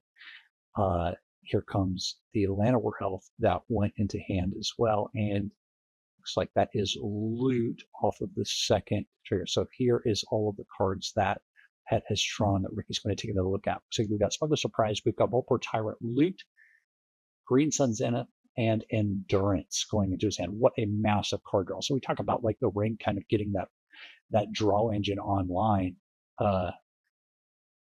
for Sean in the previous game, but this is what Nadu can do. It not only just ramped him up to an absolutely absurd amount of mana that's coming down on his next turn, but he's going to expand his battlefield, fill his hand, to all of these things at once. Now, this is an interesting spot right here, so I don't think that this is probably the most optimal play. Now, Petch is, I talked to him about after the match as well. Spoiler, I know what's happening. But he used the boots to give his Llanowar haste so that he can Green Sun Zenith for 1 to give him another target to keep the combo going with a Delighted Halfling. Now, I think what a better play would have been is if he would have also used the boots to give the Bird of Paradise haste, Green Sun Zenith for 2, and then get the other piece of the combo going with the Spring Heart Nantuko. That would have ensured that with every one of the land drops that he's making right now off of the Nadu triggers would also create an insect token so that he can keep the Nadu train going pretty much indefinitely until he had enough mana to, potentially like cast something to fill his yard, like Maloma Rumble, and then he could use Endurance to kind of loop and go even bigger. However, this is a modern, this is Cube. I think that what Pet has done so far is absolutely broken. And unless Ricky can stop it, either by, he has to destroy the boots. And I'm not sure if he has a way to do that. He can't destroy the Nadu because the boots is giving Nadu hex free for the moment. So this is just a really, really tough spot for Ricky to overcome, because like the next round that the next round that Pet's going to get to fire off this combo again is going to bring him even bigger and then really give him access to any card that he put in his deck, including whatever's going to close out the game, which I think in this instance is the Crater Hoof Behemoth, but he doesn't quite have it yet on the battlefield. So Ricky's going to attack in with the Kavu. That is a 3/3, and the cat token. The Fanatic of Ronos would just block the Kavu, bounce off of each other, but Ricky does get the loot off of it. He'll Petch the Nettle Cyst, and I didn't see all what was in his hand, but he does drop a Wooded Foothills to fetch out another mana. Looks like he already had the forest and the mountain online, so there's an option for him to grow that Kavu past the 3/3 line. Looks like he's just going to get a mountain. So he's working with 5 mana here. I'm not sure what is in Ricky's deck that could potentially get him out of this situation. But, this is game 1. He does have Fury in hand. Fury can help clean up that board and reduce the amount of targets that Nadu will have, or that Pet will have to enable his Nadu triggers. And here it comes out, and it's a strong blocker as well.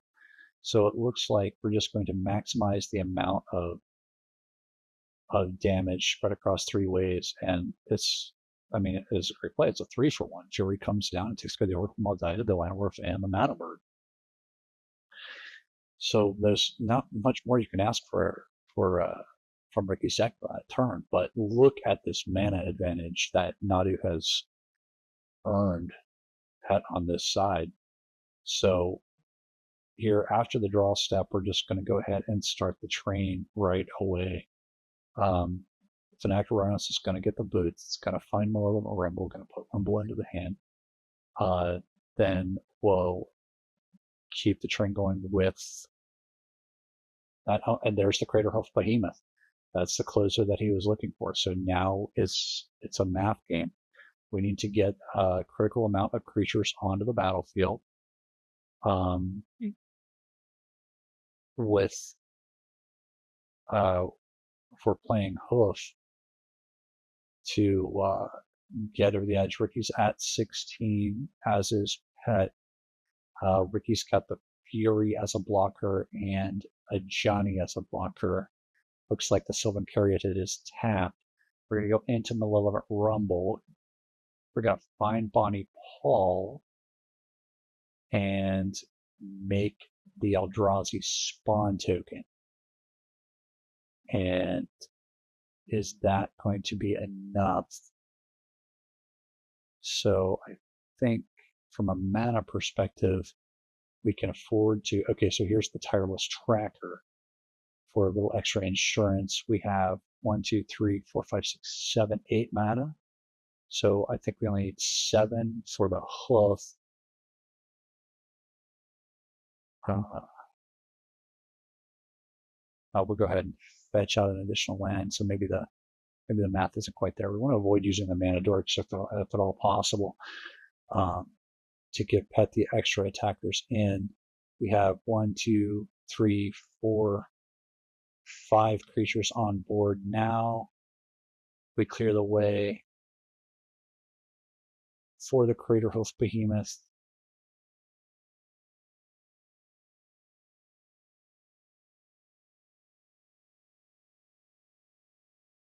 So there's land. Okay, yeah, we've got it. So here comes the Hoof. Everything's going to get plus 1, 2, 3, 4, 5, 6. +6/+6 and trample and swing in there. And Ricky's board can't sustain that. I mean, there's no amount of blocking or math that's going to save him from all of that trample damage, and that's game one. We saw the Nadu combo go off again. What it can do in terms of a really powerful ramp strategy, card advantage engine, board strategy. It really attacks all phases of the game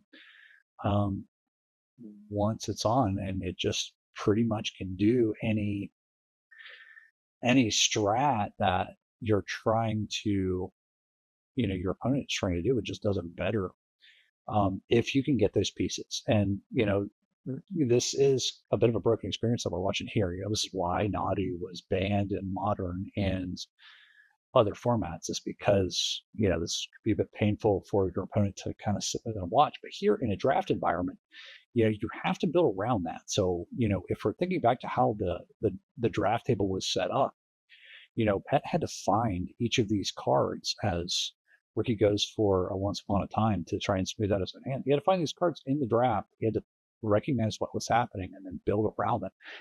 That's where a lot of these games are won. It's not, you have to pilot it. You have to know what the combo is and then, deploy your strategies, type your mana, sequence everything right. But, the drafting skill is super important in Cube. You have to recognize the cards that are coming to you, what archetypes can be built from them, and then build your strategy and build your deck around them. So we have Nadu in the Cube. We've got the pieces to get it. You have to get lucky that these pieces aren't heat drafted out of you, away from you. You have to speculate them on your picks. And then it looks like Pet did exactly that while sticking with this Green Ramp strategy. So that's where this power is coming from. But Ricky's deck is strong too. Here he plays his own broken Simic card in Uro, which is going to ramp him up and gain him 3 life, draw him a card, attack all 3 phases of the game, while Pet's going a little bit slower. But he did find the Nantuko, the Springer Nantuko, off of his own Malevolent Rumble. I do see Nadu in his hand. Really good sequencing here for Pet as he bestows the Springer Nantuko onto the Eldrazi spawn and then places land drop to get that insect token before playing a Lana World. So, I mean, the ramp side of Pet's deck is shown here strong as he now has 1, 2, 3, 4, 5 mana going into his turn. Will be his turn 4. While Ricky is fixing on his side with his second Triumph. He's got both Zia Torres and Jetmir's Garden on the battlefield with the island. So he has all 5 types. Ricky has full domain with a combination of his lands, but he's got 0 on the board right now. So we saw what Ricky's deck can do in that final game against Sean there, and I think he's going to need an equally explicit start to try and take care of what Pet's doing here. But I think we're operating a little slower than we would like to, so we're going to have to get into some double spelling to get that board presence online pretty quick. So we're going to drop the planes, and we're going to do 3, 4 Flage to take out the Eldrazi spawn. So the Nantuko Shaman is going to hide behind the spawn and fall to the battlefield on that. And he's going to follow up with a Johnny as well. Another very strong play coming out of like the existing modern deck. Pet wisely sacked the Eldrazi spawn token so that Ricky does not gain the life off of the Flage trigger before taking it down. Going back to on Pet's side, we're going to drop the Tireless Tracker and then play a land drop to make a both an insect token and a clue token. So battlefield for battlefield here, there's not, it looks like Pet's got the value over there, but there's not a lot that's lining up too well against a Johnny. So I think we'll probably call advantage Ricky for the moment as he drops a showdown of the skulls to go bigger on his own value and see what we can flip here into. It looks like we've got a Noble Hierarch, a artifact that might be Nettles, a Solemn Simulacrum, and Prismatic Ending. But okay, and here is a follow-up play that and Prismatic Ending will take care of the Nantuko Shaman, or the Springheart Nantuko. So that is one piece of the combo off the battlefield. Okay, looking through. So Nadu's been hanging out in Pet's hand, I think, since its opener, and I think that's all that is in his hand at the moment, aside from additional lands. Yeah. So Pet's got a little bit of work to do here on his side.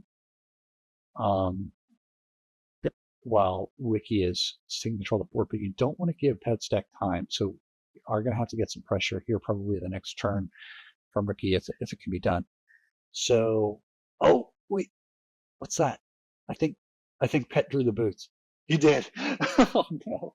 So here comes Nadu, here comes the boots, and here comes the value engine. We've got 2 insects on the board that were already made for them. Tucko. Pet was able to go wide, and I mean, he top decked the boots. So Ricky's heart's got to sink now as he's just kind of got to watch this combo go off again for the second time in a row, and now he knows the inevitability. We're kind of clean up the process a little bit to make sure that Ricky can track each of the cards it's going to draw. And I think we just got to hope here that we don't, or that Pat runs out of gas, because this isn't deterministic. He can run out of targets to stop this train going, but it's going to take a fair amount of luck. We saw how many mana dorks that Pet plays. He's got the three. He's or at least three, right? He's got the halfling. He's got the Land of Werewolves.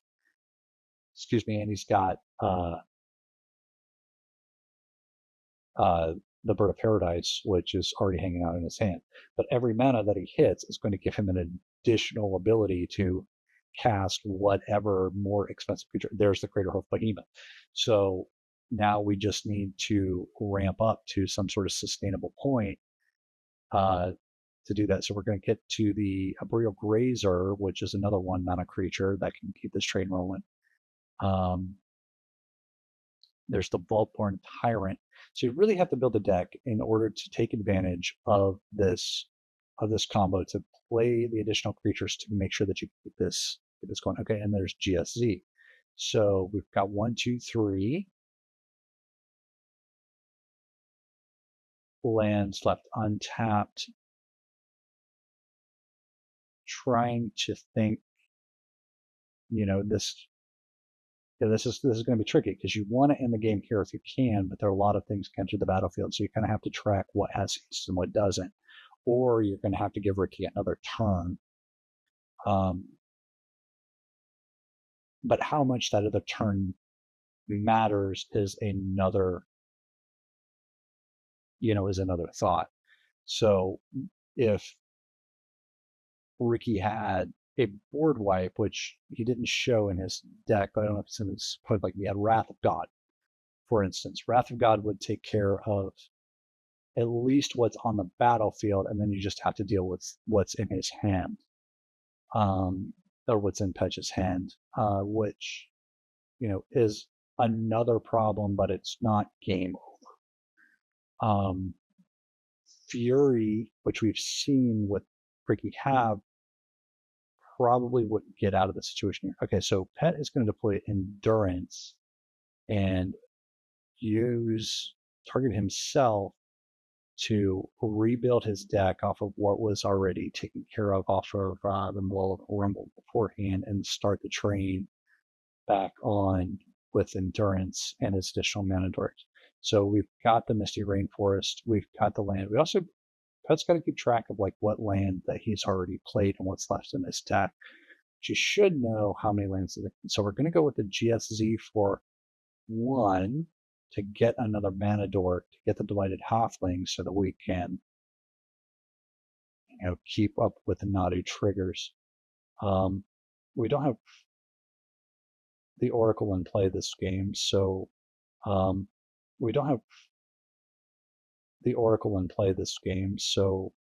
that's not going to help a whole lot. So I think we're going to have to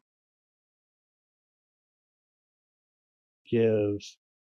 Okay, so we're making a bunch of clues. There's the Fanatic of Ronus. Yeah, I think we're giving up on winning the game on this turn. I think we're just going to expand the battlefield as big and as much as possible. But now, okay, so we've got how many mana dorks that can still tap? Just the Fanatic and that. So yeah, Pat's going to put the boots on Nadu and pass the turn back to Ricky. I think we're done cycling through things. We've got the Craterhoof Behemoth in hand. He goes to his cleanup step. He's got a full grip, and I think Ricky's just surrendered. He took a look at some of the cards that he could potentially draw, and there's the best pump. He sees the writing on the wall, and that's it.